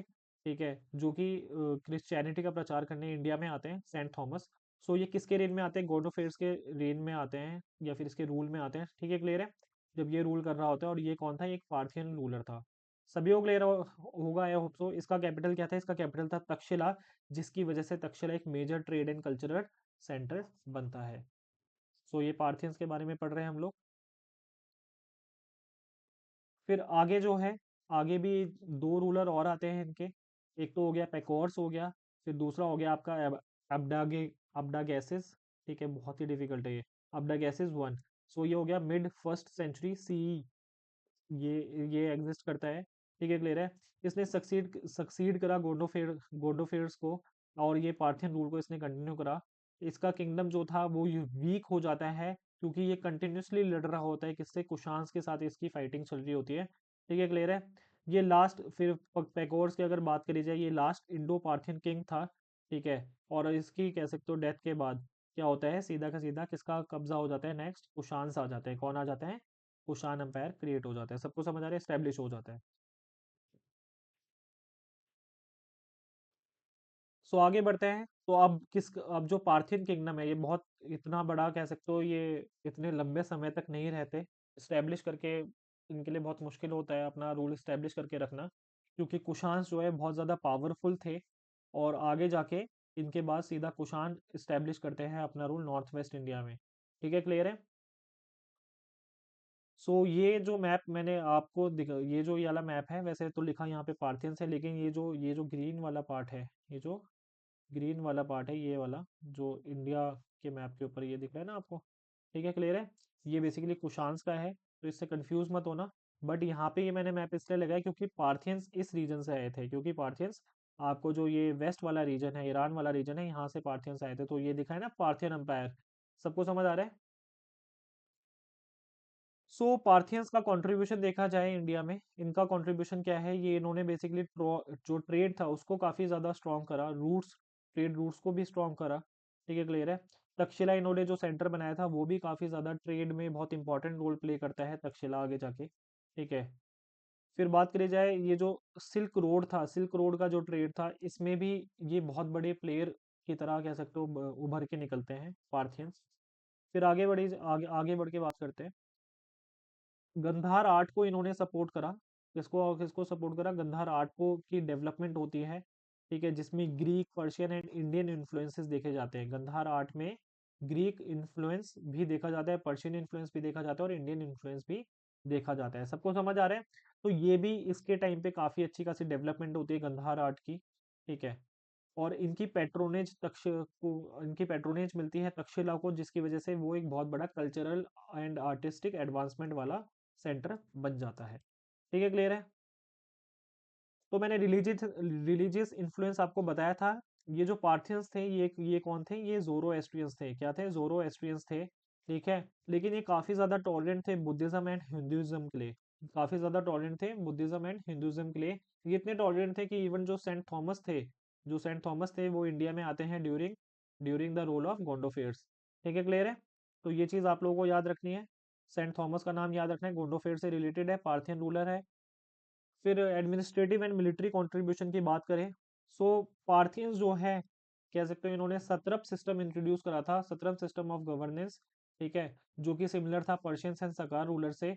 और ये सेम चीज बाद में जाके जो इंडियन रूलर्स हैं वो भी अपना सत्रप सिस्टम के बेस पे ही अपना एडमिनिस्ट्रेशन चलाते हैं। ठीक है, नाम अलग अलग रखते हैं चीजों का, लेकिन जो एक काइंड ऑफ जो सिस्टम है वो कह सकते हो मिलता जुलता है, जो बाद में एडमिनिस्ट्रेशन ये बाकी के रूलर्स आगे के करते हैं। ठीक है, क्लियर है। ये बहुत बड़े कह सकते हो स्किल्ड कैवलरी थी इनकी, आर्चरी टैक्टिक्स बहुत अच्छी थी इनकी। ठीक है, जिसके जैसे आगे जाके इन्होंने इंडियन वॉरफेयर था उसको भी काफी ज्यादा इन्फ्लुएंस करा। इंडियन वॉरफेयर को इन्होंने बहुत ज्यादा इन्फ्लुएंस करा। फिर आगे बात करते हैं हम एडमिनिस्ट्रेटिव एंड मिलिट्री कंट्रीब्यूशन की देखे जाए पार्थियंस के। ठीक है, तो मैंने आपको बताया ये सत्रप सिस्टम यूज करते थे। ठीक है, क्लियर है। कैवलरी और आर्चरी टैक्टिक्स इनकी काफ़ी अच्छी थी, जो कि इंडियन वॉरफेयर को काफ़ी ज़्यादा इन्फ्लुएंस करा। फिर मेन है कि इनका डिक्लाइन कैसे हुआ। इनका डिक्लाइन जो है इसलिए होता है क्योंकि आगे जाके कुशांस के इनके साथ बैक टू बैक कह सकते हो इनके वॉर चले, जिसमें कुशान कह सकते हो हमेशा जीते। ठीक है। और कुशान जो है कुजूला कैडफिसिस जो रूलर था कुशान में, और जो कनिष्का था। ठीक है, जो जो कनिष्क रूलर था, इन्होंने डिफीट करा इंडो पार्थियंस को। ठीक है, और बाद में जाके इनकी जो टेरिटरीज थे उस पर कब्जा कर दिया। सो मेनली कुशांस की वजह से इनका डिक्लाइन हुआ। ठीक है, इतना समझ आपको आप लोगों को आ ही गया होगा। ठीक है, और इसके बाद जो है पार्थियंस डिसअपियर हो जाते हैं ऐसा मेजर पावर इन इंडिया, लेकिन इनका कल्चरल इन्फ्लुएंस आगे भी रहता है। ठीक है, ये सबसे इंपॉर्टेंट है। अभी तक हमने जितने इन्वेजन पढ़े हैं सबसे इंपॉर्टेंट जो है उसमें कुषाण ही है। कौन है? कुषाण्स। ठीक है, क्लियर है। ये one of the most powerful foreign dynasties थी जिन्होंने इंडिया के पार्ट्स पे रूल करा। सेंट्रल एशिया तक इनका रूल था, आप लोगों को मैप में दिख ही रहा होगा। ठीक है, सबको समझ आ रहा है। और इन्होंने इंडियन हिस्ट्री को शेप करने में बहुत ज़्यादा इंपॉर्टेंट रोल प्ले करा। इन्होंने ट्रेड को बहुत ज़्यादा प्रमोट करा, आर्ट एंड रिलीजन को प्रमोट करा, एंड एडमिनिस्ट्रेशन भी इनका काफ़ी ज़्यादा अच्छा था। ठीक है, क्लियर है। फिर बात करी जाए कुषाण्स की। सो पार्थियंस के बाद कौन आए? पार्थियंस के बाद आते हैं कुषाण्स। ठीक है, इनको क्या बुला जाते इनको क्या बुलाया जाता था? इनको बुलाया जाता था यूचीज। ठीक है, क्या बुलाया जाता था? यूचीज या फिर तोचारियंस। क्या बुलाया जाता है? यूचीज या फिर तोचारियंस। ठीक है, तो जो इनका एम्पायर था वो ऑक्सस से लेकर गंगा तक था। ठीक है, खुरासन इन सेंट्रल एशिया से लेकर वाराणसी उत्तर प्रदेश तक था। तो सोच रहे हो इनका एक्सटेंड देख रहे हो आप, कितना बड़ा एम्पायर इन लोगों ने बना रखा है। आप लोगों को दिख ही रहा होगा। ठीक है, क्लियर है। सो इतना बड़ा था इनका एम्पायर। ऑक्सस रिवर से लेकर कहाँ तक? गंगा रिवर तक और वाराणसी तक इनका कह सकते हो एक्सटेंड था इनके रूल का। सो टोटल दो सक्सेसिव डायनेस्टीज जो है कुषाण एम्पायर में रूल करती हैं। दो सक्सेसिव डायनेस्टीज जो है कुषाण एम्पायर में रूल करती हैं। सबसे जो पहली डायनेस्टी है, जो सबसे पहली डायनेस्टी है वो किसकी डायनेस्टी थी? वो कैडफिसिस। कैडफिसिस जो एक रूलर था जिसने रूल करा 28 साल के लिए, जिसने रूल करा 28 साल के लिए। कहाँ से? मतलब एडी 50 से 28 साल के लिए रूल करा। सबको समझ आ रहा है। और जो कैडफिसिस जो डायनेस्टी थी उसमें सबसे पहला किंग था कैडफिसिस वन। ठीक है, इसने इशू करे कॉइन्स। ठीक है, साउथ ऑफ हिंदू कुश में, south of Hindu Kush mountains में के नीचे कह सकते हो इन्होंने, मतलब उस रीजन के नीचे, मतलब जो हिंदू कुश माउंटेन्स को जो नीचे वाला एरिया है वहां पे इन्होंने इशू करे अपने कॉइन्स। ठीक है, क्लियर है। ये कैडफिसिस वन है। तो पहली डायनेस्टी क्या है? कैडफिसिस। उसमें सबसे पहला रूलर है उसी नाम से, दैट इज कैडफिसिस वन। ठीक है, इसने कॉपर कॉइन्स इसने कॉपर कॉइन्स बनाए। ठीक है, जो कि बिल्कुल मिलते जुलते थे, इमिटेशन थे रोमन रोमन कॉइन्स की। ठीक है, इसने क्या बनाए? कॉपर कॉइन्स बनाए जो कि मिलते जुलते थे रोमन कॉइन्स से। ठीक है, क्लियर है। फिर आगे जाके बात करते हैं फेमस कुषाण रूलर। मैंने आपको बताया कि दो डायनेस्टी थी, दूसरी डायनेस्टी भी हम बताते हैं, एक बार देख लेते हैं कि इनका पूरा रीजन कहाँ था। इनका पूरा रीजन था, जो कुषाण एम्पायर है उसका पूरा रीजन था, अफगानिस्तान को कवर करता था, Pakistan, north India, Punjab, Uttar Pradesh, Bihar, even Bihar के भी कुछ पार्ट्स थे, and parts of central Asia भी इनके एम्पायर में कह सकते हो मिले हुए थे। ठीक है, क्लियर है। सो मैंने बताया कि सबसे पहला जो कुषाण रूलर था कैडफिसिस वन, या फिर जो सबसे पहला कुषाण रूलर था वो कौन था? कैडफिसिस वन। फिर उसके बाद आता है, नेक्स्ट रूलर आता है कुजूला कैडफिसिस। कौन आता है? कुजूला कैडफिसिस। ठीक है, क्लियर है। So he was the founder of Kushan empire. ठीक है, ये इंडो पार्थियंस को हराता है और सकास को भी हराता है अफगानिस्तान में। ठीक है, अफगानिस्तान और नॉर्थ वेस्ट इंडिया में। ठीक है, ये ट्रेड लिंक्स स्टेब्लिश करता है चाइना और रोम रीजन में। ठीक है, ये इशू करता है कॉइन्स। ठीक है, ग्रीक एंड इंडियन डिटीज, ये थोड़ा सा याद रख लेना कि जो कुषाण रूलर थे उनके जो कॉइन्स थे उस पे ग्रीक डिटीज तो थे ही, ग्रीक भगवान जो होते होंगे। ठीक है, उनकी उनकी तो इंस्क्रिप्शंस थे ही, साथ में जो इंडियन डिटीज हैं, इंडियन डिटीज भी ये लोग इंडियन डिटीज भी ये लोग इसने कह सकते हो कैटफिसिस ने इंस्क्राइब कराए हुए थे। ठीक है, क्लियर है। तो इससे क्या पता चल रहा है? इससे ये पता चल रहा है कि कल्चरल एसिमिलेशन हो गया था। ठीक है, कुशांस का इंडियन सब कॉन्टिनेंट में। तो ऐसा नहीं था ये बिल्कुल फॉरेनर्स की तरह ये लोग काम कर रहे थे, ऐसा नहीं था। क्योंकि अगर फॉरेनर्स की तरह काम करते तो इंडियन इंडियन इन्फ्लुएंस क्यों इंक्लूड करते अपने कॉइन्स में? तो अगर इंडियन इन्फ्लुएंस इन्होंने इंक्लूड करा, इंडियन डीटीज को इंक्लूड करा अपने कॉइन्स में, this is showing that cultural fusion हो चुका है। क्या हो चुका है? कल्चरल फ्यूजन हो चुका है। ठीक है, क्लियर है सबको? आगे आगे बढ़ते हैं सीधा। सो अगला जो रूलर है वो आता है वीमा कैटफिसिस। ठीक है, क्या है? वीमा कैटफिसिस। और ये 80 सी से लेकर 105 सी तक रूल करता है। ये इसने क्या करा? इसने एक्सपेंड करा कुषाण कंट्रोल। ठीक है, नॉर्थ वेस्ट इंडिया में और गैंजेटिक प्लेन्स तक ये अपना कुषाण कंट्रोल लेकर गया। सो ही वॉज द किंग जिसने इंट्रोड्यूस करा गोल्ड कॉइन्स को। ही वॉज द किंग। ठीक है, जिसने इंट्रोड्यूस करा गोल्ड कॉइन्स को, जिससे क्या दिखता है कि कुषाण जो है बहुत बहुत ज्यादा प्रोस्पेरिटी वाला एम्पायर था। कुषाण जो है बहुत बहुत ज्यादा प्रोस्पेरिटी वाला एम्पायर था। ठीक है, इनकी वजह से, इसकी वजह से जो है वीमा कैटफिशिस की वजह से ट्रेड जो है और रोम के साथ बहुत ज्यादा बढ़ जाता है। ट्रेड जो है रोम के साथ बहुत ज्यादा बढ़ जाता है और इकोनॉमिक ग्रोथ भी बहुत ज्यादा होती है। ऑफ कोर्स जो ये रोम, मतलब जो रोम वाला रीजन है, वहां से ये गोल्ड इंपोर्ट करते थे, क्योंकि एक्चुअली क्या है, एंशियंट मतलब एंशियंट इंडिया में, मतलब जो इंडियन सब कॉन्टिनेंट है, ये पूरे रीजन में गोल्ड जो है ना इतना आसानी से नहीं मिलता था, या फिर इतना बड़ा एम्पायर सिर्फ इंडियन गोल्ड पे बन जाए तो वो पॉसिबल नहीं था, तो इम्पोर्ट होता था गोल्ड का। ठीक है, ये चीज याद रखना। लेकिन इंडियंस के पास उस टाइम पैसा ही इतना होता था, वो इतनी रिच कंट्री थी, जो इंडिया था इतना रिच कंट्री था कि वो अफोर्ड कर सकता था इस चीज को। वो इतनी सारी चीजों में इतना माहिर था। ठीक है, सबको समझ आ रहा है। सो वीमा कैटफिशिस मैंने आप लोगों को बताया, जिसने इंट्रोड्यूस करे गोल्ड कॉइन्स। ठीक है, सो गोल्ड कॉइन्स की जब बात होती है इंडिया में, तो दो दो अंपायर का बहुत ज्यादा कह सकते हो इसमें योगदान है। सबसे पहला जो इंट्रोडक्शन करा था इंडियन सब कॉन्टिनेंट में, वो थे ग्रीक्स, जिन्होंने गोल्ड कॉइन इंट्रोड्यूस करा। लेकिन बड़े पैमाने पे, बहुत बड़े लार्ज स्केल पे कुशांस ने, कह सकते हो, इंट्रोड्यूस करा था कॉइन्स को। ठीक है, बड़े पैमाने पे कुशांस ने इंट्रोड्यूस करा था। और कुशान से भी ज्यादा जो गोल्ड कॉइन्स थे वो वो गुप्तास ने बनाए थे। कुशान से भी ज्यादा जो गोल्ड कॉइन्स थे वो किसने बनाए थे? गुप्ताज ने बनाए थे। वो आगे पढ़ना है हमें गुप्ताज के बारे में। लेकिन जो गुप्ताज के जो कॉइन थे वो इतने ज्यादा प्योरिटी वाले नहीं थे। ठीक है, बट आप इतना याद रखना कि गोल्ड गोल्ड कॉइन्स जो है तीन, इससे एंशियंट इंडिया में तीन जो है एम्पायर से काफी ज्यादा रिलेटेड है। पहला हो गया ग्रीक्स, दूसरा हो गया ग्रीक्स तो कौन थे? जिन्होंने फर्स्ट टाइम इंट्रोड्यूस कर दिया था। कुशांस ने बड़े पैमाने पे गोल्ड कॉइन्स रिलीज करे थे। फिर नेक्स्ट जो था वो थे गुप्तास, जिन्होंने उससे भी ज्यादा गोल्ड कॉइन्स रिलीज करे थे या इशू करे थे। सबको समझ आ रहा है? फिर आगे बढ़ा जाए।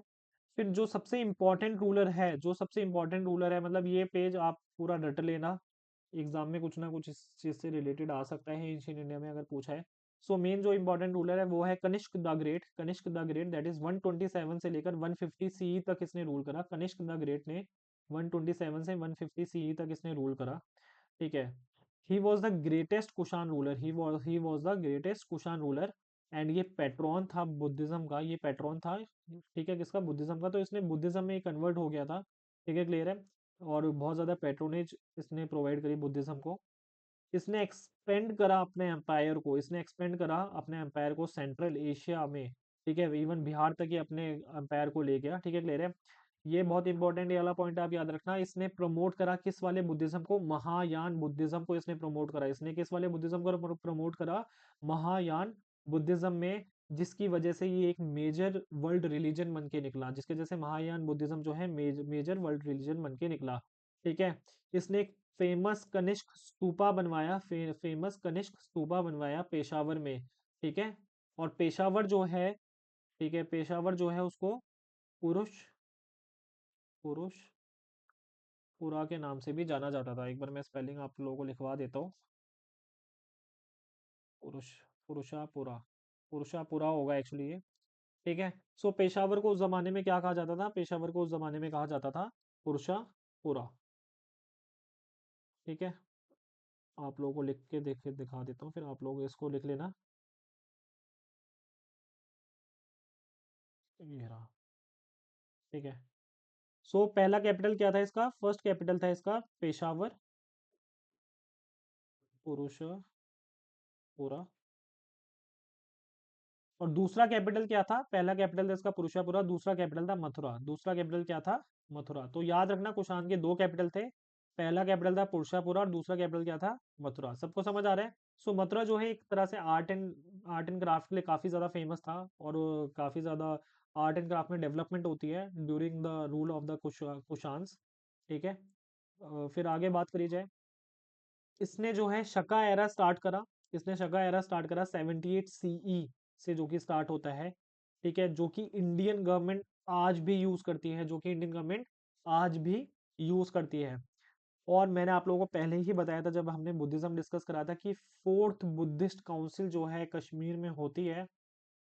ठीक है, और उसको पेट्रोनेज कौन प्रोवाइड करवाता है? उसको पेट्रोनेज कनिष्क ही प्रोवाइड करवाता है। उसको पेट्रोनेज कौन प्रोवाइड करवाता है? कनिष्क ही प्रोवाइड करवाता है। तो सोच सकते हो कितना इंपॉर्टेंट रूलर रहा होगा ये। ठीक है, कनिष्क की हम बात कर रहे हैं। सो आगे बढ़ा जाए। सो फेमस कुषाण रूलर्स हम अभी फिलहाल पढ़ रहे हैं। तो कनिष्क के बाद आता है हुविश्का, ठीक है, या हविश्का बोलेंगे इसे। ठीक है, ये इसने कंटिन्यूस रखा, बुद्ध ने जो बुद्धिस्ट पेट्रोनिस थी उसने इसको कंटिन्यूस रखा। जो ट्रेड की प्रोस्पेरिटी थी वो स्टिल कंटिन्यूड रही। ठीक है, क्लियर है। और और फर्दर डेवलपमेंट होती है गंधार और मथुरा आर्ट। मैंने बताया था आपके इसका सेकंड कैपिटल क्या था, मथुरा था। ठीक है। फिर नेक्स्ट जो रूलर है वो वासुदेव वन। नेक्स्ट जो रूलर है वो उसका नाम क्या है, वासुदेव वन।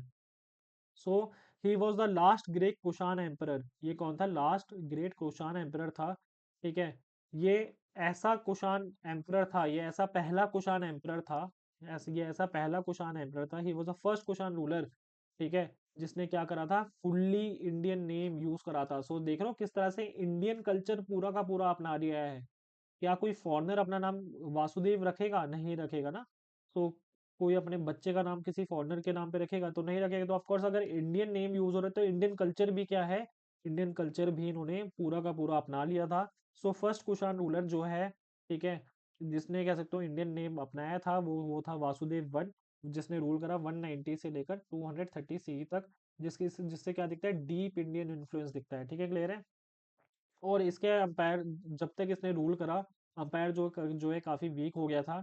और बाद में कह सकते हो जो ससानिस, जो पर्शियंस थे और गुप्तास थे, इन्होंने इसका जो कुशान्स थे इनका इनका रूल जो है बिल्कुल खत्म कर दिया था। ठीक है, क्लियर है। सो जो पर्शियंस थे वो उन्होंने वेस्ट से हमला करा, और जो गुप्तास थे इन्होंने राइट से इनके साथ वॉर्स लड़े, जिसकी वजह से इनका अंपायर जो है काफी ज्यादा वीक हो गया था। सो कुषाण का जो कंट्रीब्यूशन है, let's see what is the contribution of Kushan in the Indian history. तो कुषाण जो है सिल्क रूट को ट्रेड, सिल्क रूट जो था, ठीक है, उसको उसको कंट्रोल करते थे और उसको उन्होंने स्ट्रांग बनाया। ठीक है, इन्होंने हेल्प करा, जो इंडिया और रोम के कनेक्शन है उसको स्ट्रांग करने में इन्होंने हेल्प करा। ठीक है, चाइना के साथ जो है रिलेशन स्ट्रांग हुए। ठीक है, क्योंकि ट्रेड हो रहा था पर्शिया के साथ, सेंट्रल एशिया के साथ जो है ट्रेड अच्छे से हो रहा था ड्यूरिंग देयर रूल। ठीक है, इन्होंने इंट्रोड्यूस करा गोल्ड कॉइन्स को, जो कि दिखाते हैं इनकी इकोनॉमिक स्ट्रेंथ। ठीक है, इन्होंने इंकरेज करा trade in silk, spices, textiles and Ivory. ठीक है, इन्होंने इसमें इंकरेज करा ट्रेड को। फिर आगे बढ़ा जाए। तो ये इमेज है, मैंने बताया था कि कुषाण एम्पायर की इमेज है। कुषाण एम्पायर देखो ना, ये जो ग्रीन वाला पार्ट है ये कुषाण एम्पायर का पार्ट है।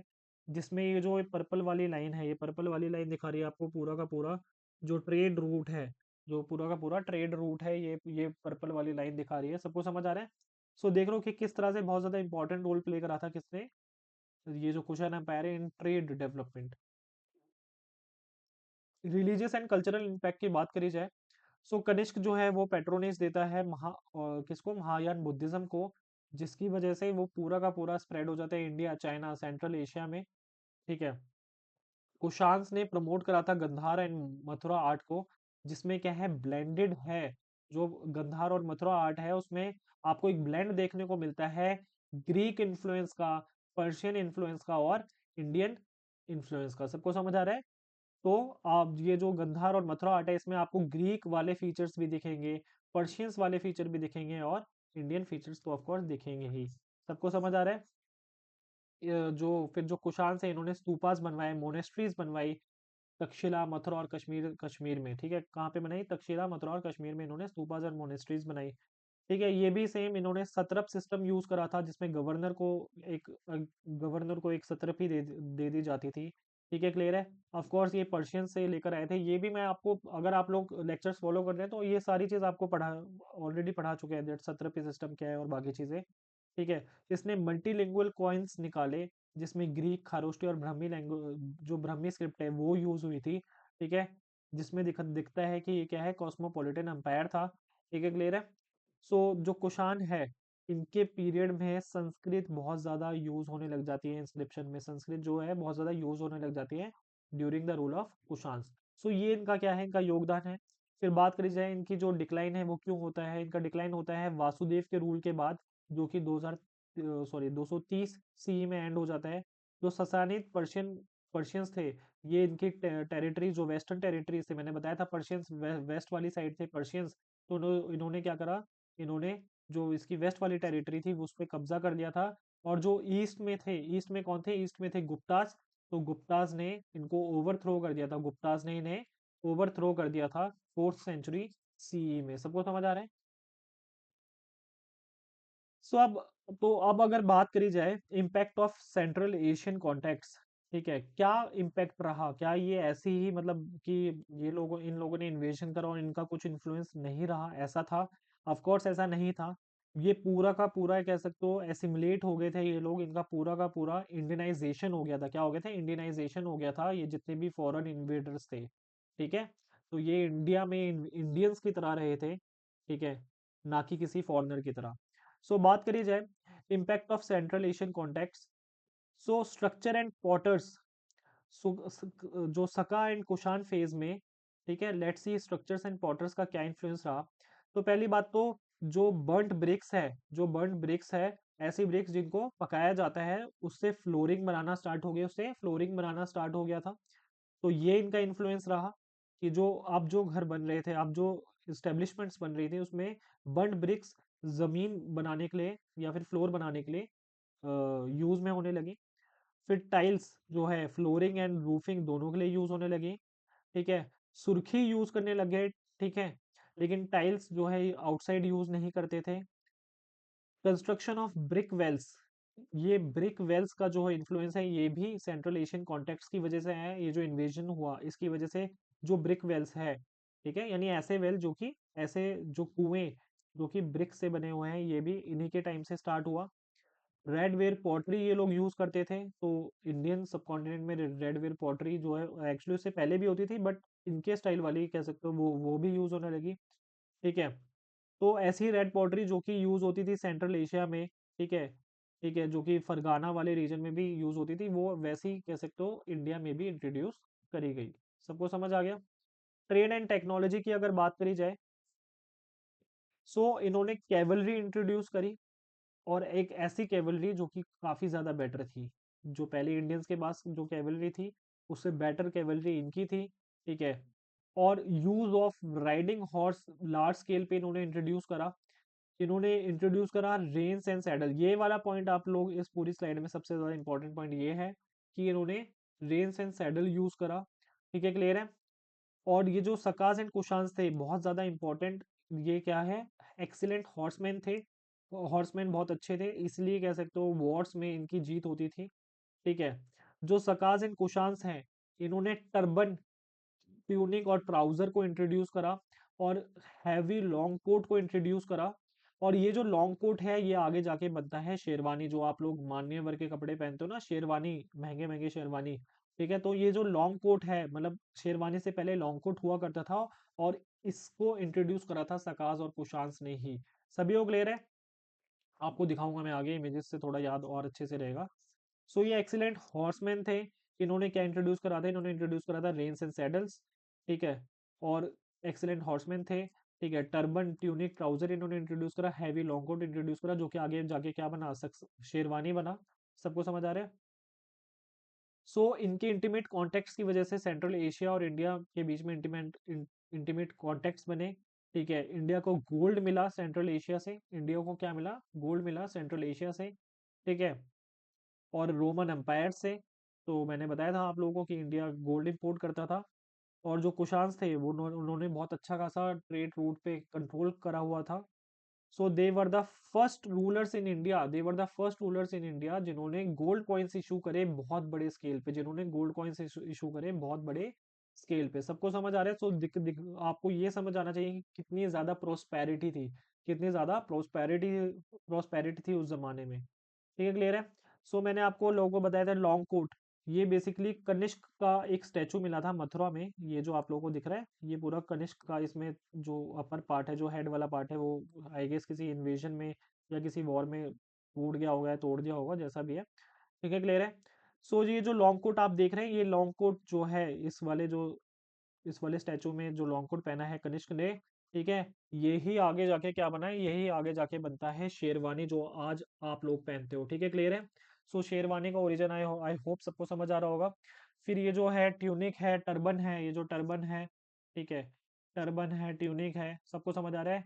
फिर ये आपके जो पैंट है, ठीक है, ये जो क्या है, ट्राउजर है, ये सारी क्या है, ये सारी की सारी इसका जो ओरिजिन है या फिर जो ये इंडियन सब कॉन्टिनेंट में जो ये इंट्रोड्यूस हुई थी, इसका जो कंट्रीब्यूशन है ये लिया जाता है कि सकाज और कुशांस इसको लेकर आए थे। तो इसका क्रेडिट किसको दिया जाता है? सकाज एंड कुशांस को।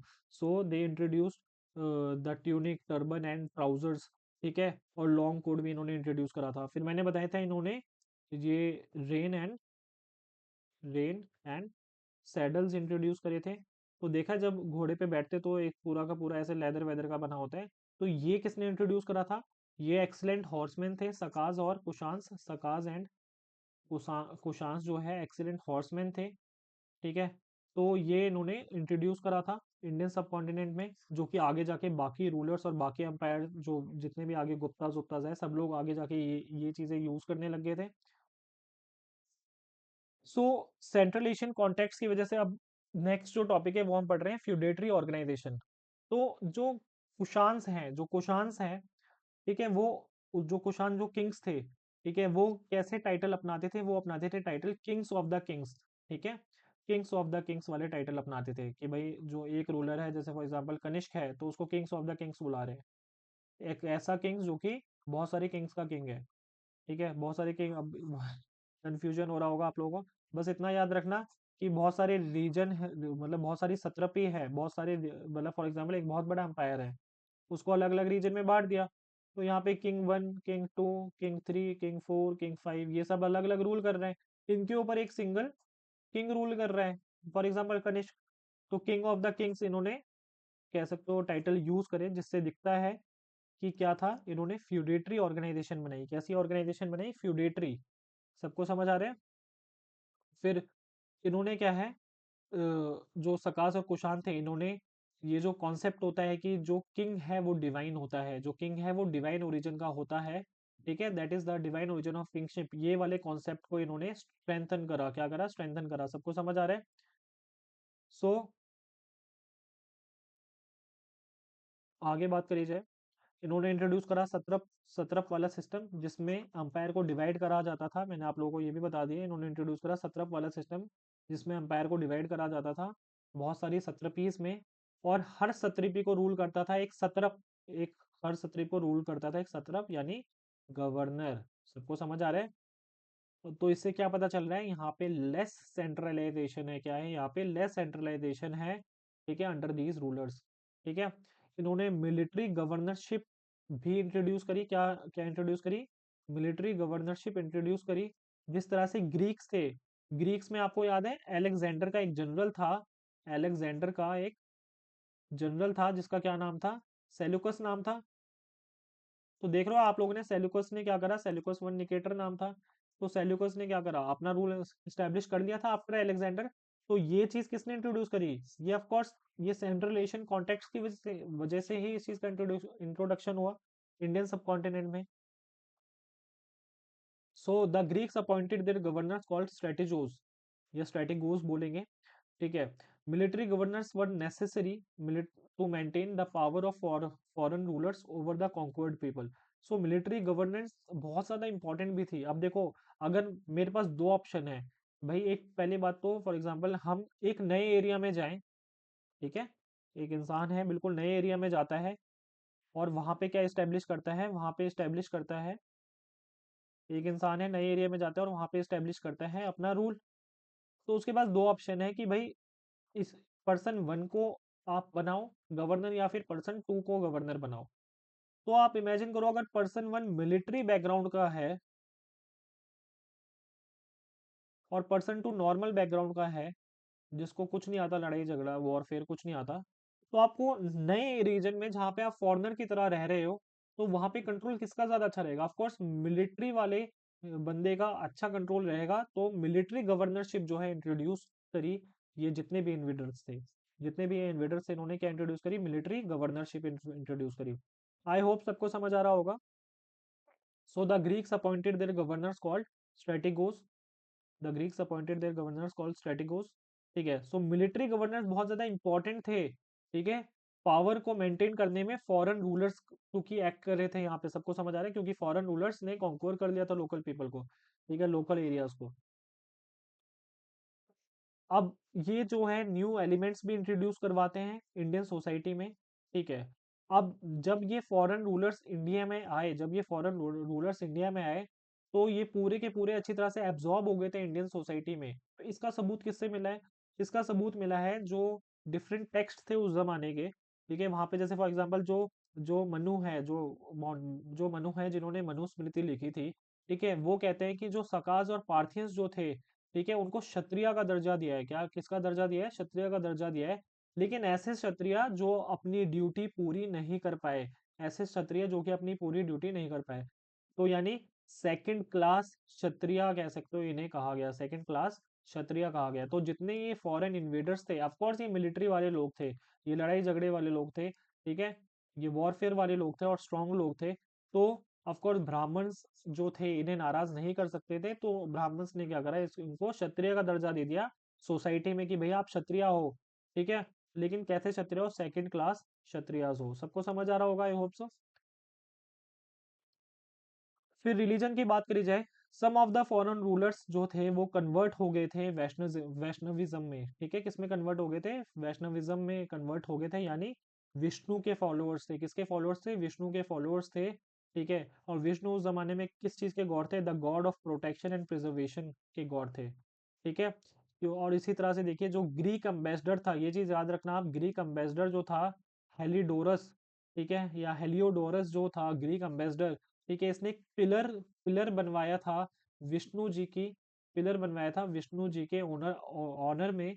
ठीक है, कहाँ पे? विदिशा इन मध्य प्रदेश। तो विदिशा मध्य प्रदेश में हिलियोडोरस जो था, जो कि ग्रीक एम्बेसडर था, इसने एक पिलर बनवाया था in the honour of Vishnu. ठीक है, क्लियर है?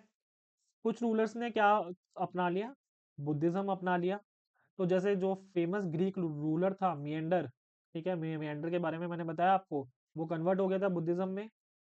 ठीक है, जो कुषाण रूलर था, जो कुषाण रूलर्स थे, कुछ तो शिवा की भक्ति करते थे, वर्शिप करते थे, और कुछ बुद्ध की। ठीक है, और इनकी जो इमेजेस है इन दोनों गॉड की, ये कुषाण कॉइन्स पे देखी गई है। शिवा की भी इमेज मिलती है कॉइन्स पे, कुषाण कॉइन्स पे, और बुद्ध की इमेजेस भी मिलती है कुषाण कुषाण के कॉइन्स पे। सबको समझ आ रहा है? सो देख लो कि किस तरह से इंडियन कल्चर जो है सिमुलेट हो गया है। ठीक है,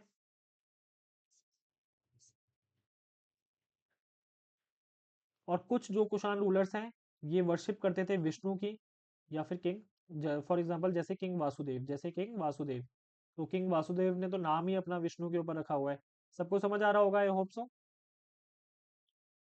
सो क्या सिर्फ एक ही रिलीजन फॉलो कर रहे थे ये जो इन्वेडर्स थे? नहीं, ये मल्टीपल रिलीजन फॉलो कर रहे थे। ठीक है, मल्टीपल सेक्ट्स फॉलो कर रहे थे, सबसे बड़ी बात। फिर ओरिजिन ऑफ महायान बुद्धिज्म भी मैंने आपको बताया। तो जो बुद्धिज्म था, इससे पहले ये जो इन्वेजन हुआ, इससे पहले जो बुद्धिज्म था, वो बहुत ज्यादा स्ट्रिक्ट था।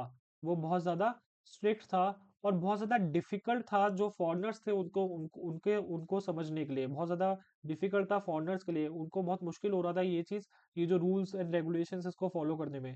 तो इनको ऐसा कुछ चाहिए था जो कि काफी कॉन्क्रीट हो और इनटेंजिबल हो। ठीक है, इंटेलिजेंस, सबको समझ आ रहा है? एक ऐसी चीज हो जो कि बहुत ज्यादा कॉन्क्रीट और इंटेंजिबल हो।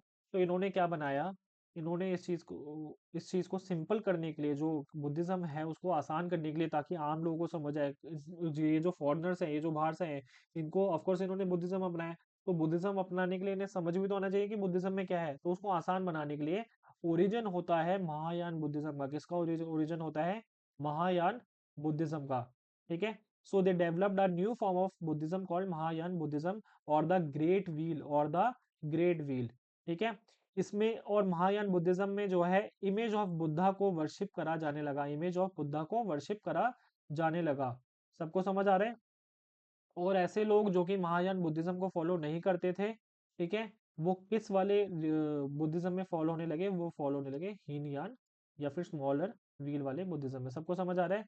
फिर जो कनिष्क है, मैंने बताया था कनिष्क कौन सा बुद्धिज्म फॉलो करता था? कनिष्क फॉलो करता था महायान बुद्धिज्म को। फिर गंधार आर्ट जो है डेवलप होता है एशियन, ये जो जो जितने भी इन्वेजन हुए, ग्रीक्स के, कुशान्स के, सकास के, पार्थियंस के, इसकी वजह से गंधार आर्ट की डेवलपमेंट होती है। गंधार आर्ट जो है, ठीक है, ये इसमें गंधार आर्ट में जो है बुद्धा की जो है स्टैचूज बने हैं। ठीक है, बुद्धास के कह सकते हो इमेजेस बनाई गई हैं। किस स्टाइल में? ग्रेको रोमन स्टाइल में। किस स्टाइल में? ग्रेको रोमन स्टाइल में। सबको समझ आ रहा है? और इसमें इंडियन स्टाइल भी इन्फ्यूज करा गया है, इंडियन स्टाइल भी इन्फ्यूज करा गया है, पर्शियन स्टाइल भी इन्फ्यूज करा गया है। तो देख रहे हो कितने सारे स्टाइल्स से मिलके ये गंधार आर्ट बना है। ठीक है। सो द हेयर जो गंधार आर्ट है उसमें देखो बाल देख रहे हो, ये आप किसी कह सकते हो ग्रेको रोमन स्टाइल का कोई स्टैचू देखो, ऐसे ही हेयर दिखेंगे आप लोगों को स्टैचूज में। सबको समझ आ रहा है? So the hair of the Buddha की जो जो जो फैशन था वो ग्रेको रोमन स्टाइल का था। ठीक है। और जो गंधार आर्ट था वो कहाँ तक फैला, वो आपका मथुरा तक फैला। ठीक है। और जो मथुरा था वो प्राइमरली एक सेंटर था इंडिजिनियस आर्ट का। ठीक है। मथुरा में बहुत सारी इमेजेस मिली हैं बुद्ध की। ठीक है। और साथ में कनिष्क का, मैंने आपको पहले भी बताया प्रीवियस स्लाइड में था, कनिष्क का हेडलेस स्टेचू मिला है, हेडलेस स्टेचू मिला है, जिसमें कनिष्क का नाम लिखा है लोअर पार्ट में, जिसमें कनिष्क का नाम लिखा है लोअर पार्ट में। सबको समझ आ रहे हैं? और मथुरा में जो है वर्धमान महावीर की भी बहुत सारी स्टोन इमेजेस मिली हैं। ठीक है। तो गंधार आर्ट, ये आप देख लेना, गंधार आर्ट का भी जो कह सकते हो डेवलपमेंट है वो इसी टाइम में होता है, जब ये इतने सारे इन्वेजन हुए इसी टाइम में इसकी डेवलपमेंट एंड ग्रोथ होती है। ठीक है। जिसमें ग्रेको रोमन स्टाइल देखने को मिला है, जिसमें क्या देखने को मिला है, ग्रेको रोमन स्टाइल। सभी को समझ आ रहा होगा? फिर जो बुद्धिस्ट केव्स हैं वो भी बहुत ज्यादा कंस्ट्रक्ट हुई महाराष्ट्र रीजन में, इसी इसी टाइम पीरियड में। ठीक है। जो अर्लीस्ट पैनल्स थे बुद्धिज्म से रिलेटेड वो गया, सांची और बहरूत की जो कह सकते हो केव्स है वहां पे मिलते हैं।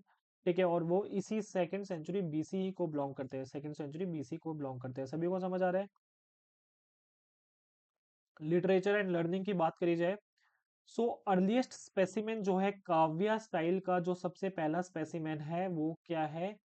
ठीक है। इंस्क्रिप्शन ऑफ रुद्र दमन, जो काठियावाड़ में है, एडी 150 में इसको बनाया गया था, यहाँ पे मिलता है। सबको समझ आ रहा है? सो संस्कृत के काव्य स्टाइल, मतलब एक तरह का स्टाइल है लिखने का। इसका क्या मतलब, सबसे पहला जो अर्लीस्ट स्पेसिमेन है वो कहाँ पे मिलता है? इंस्क्रिप्शन ऑफ रुद्र दमन, मैंने आपको बताया था रुद्र दमन का इंस्क्रिप्शन मिलता है। ठीक है। या जूनागढ़ इंस्क्रिप्शन की बात करें, ठीक है, सेम ही चीज़ है दोनों। ठीक है। तो इसमें ये मैंने बताया था कि बहुत सारी चीज़ें लिखी हैं इसमें, रुद्र दमन के बारे में लिखा है, कहाँ कहाँ वो रूल करता था। ठीक है। और साथ में उसमें ये भी लिखा है कि इसने रिपेयर करवाया था, रुद्र दमन ने क्या रिपेयर करवाया था? सुदर्शन लेक को रिपेयर करवाया था। सबको समझ आ रहा है? और इस जमाने से मतलब ये जो एरा था इससे मतलब ये जो आपने जितने इन्वेडर थे इसके रूल्स के बाद, इनके रूल्स के बाद क्या होता है, जो इंस्क्रिप्शंस थे वो अब चेस्ट संस्कृत में लिखे जाने लगे, चेस्ट संस्कृत में लिखे जाने लगे। सबको समझ आ रहा है? उससे पहले किस में लिखे जाते थे इंस्क्रिप्शन? ज्यादा किस लैंग्वेज में लिखे जाते थे? प्राकृत में लिखे जाते थे। ठीक है, क्लियर है? अब किस में लिखे जाने लगे इंस्क्रिप्शन? संस्कृत में लिखे जाने लगे। ठीक है। तो इसी तरह से अश्वघोष एक राइटर थे। ठीक है। अश्वघोष एक राइटर थे। इनको पेट्रोनेज मिली हुई थी कुशांस द्वारा, इनको पेट्रोनेज मिली हुई थी कुशान द्वारा। सबको समझ आ रहा है?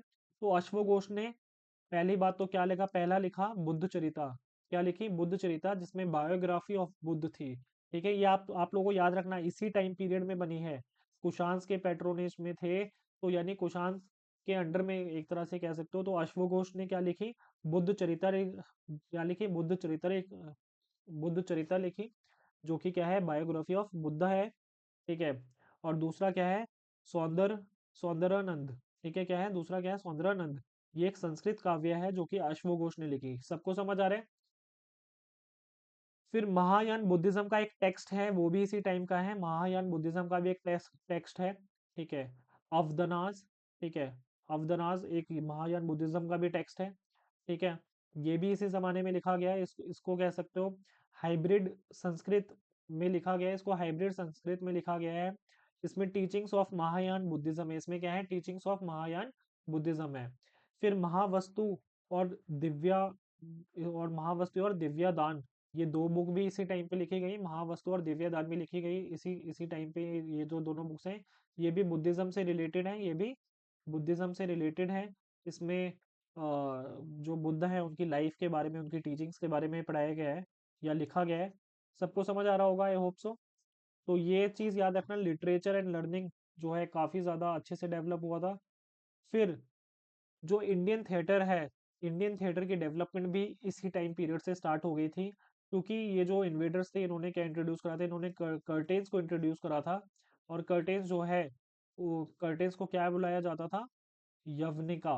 क्या बुलाया जाता था कर्टेन्स को, यवनिका बुलाया जाता था, which was borrowed from Greeks. ठीक है, दिस ये जो कर्टेन वाला स्टाइल होता है, सबको समझ आ रहा है, आपने देखा ना थिएटर्स में कर्टेन्स होते हैं, तो इंडियन थिएटर जो है उसकी शुरुआत होती है इस टाइम पीरियड से। ठीक है, कर्टेन्स को क्या बुलाया जाता है, यवनिका, यवनिका बुलाया जाता है, बुलाया जाता था। और आगे जाके यवन शब्द यूज होने लगा सभी फॉरेनर्स के लिए। आगे जाके सभी फॉरेनर्स के लिए क्या शब्द यूज होने लगा, यवन शब्द यूज होने लगा। सबको समझ आ रहा है? सो कर्टेन्स आपको समझ आ गया। सो यवनिका का, यवनिका का मीनिंग होता है बेसिकली कर्टेन्स हो गया, ठीक है, पर्दा जैसे होता है, ठीक है, टेंट हो गया, स्क्रीन हो गया, तो उसके लिए वर्ड यूज करा जाता था यवनिका। सबको समझ आ गया? सो इंडियन थिएटर की शुरुआत होती है इसके ग्रीक और ये बाकी कॉन्टेक्ट्स की वजह से। साइंस एंड टेक्नोलॉजी की बात करें तो उस पर भी काफ़ी ज़्यादा इन्फ्लुएंस था इन लोगों का। जैसे हॉरोस्कोप जो है, ग्रीक में हॉरोस्कोप बोला जाता है, और इंडिया में संस्कृत में क्या बोला जाता है और क्या परफॉर्म किया जाता है, होरो शास्त्र। क्या है, होरो शास्त्र।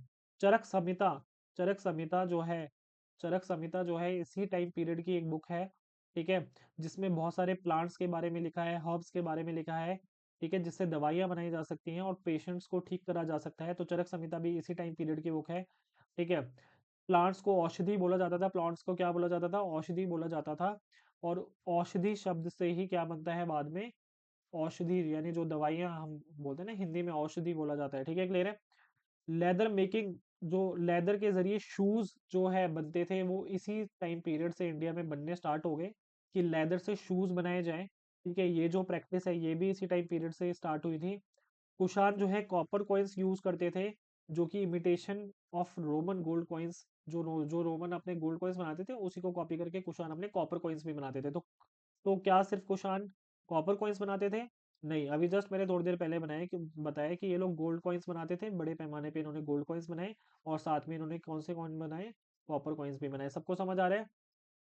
सो और फिर इन्होंने क्या करा, इन्होंने एम्बेसीज भेजी।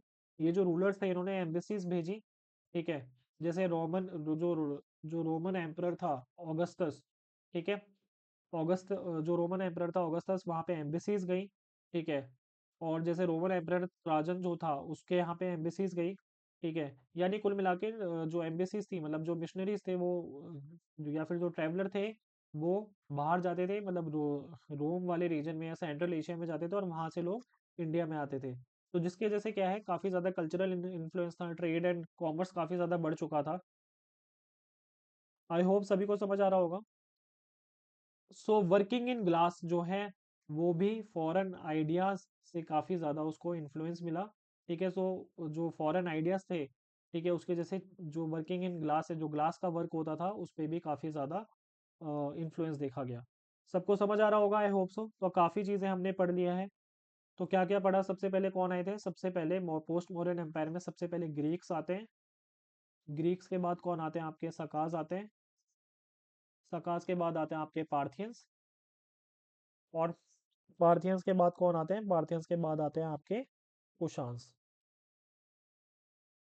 सबको समझ आ रहा होगा, I hope so. Post modern empire में इनका इन्फ्लुएंस क्या रहा, गोल्ड कॉइन्स, ये सब चीज़ प्लीज़ आप लोग याद रखना, ठीक है। और हो सके तो हमारा चैनल सब्सक्राइब कर लीजिए।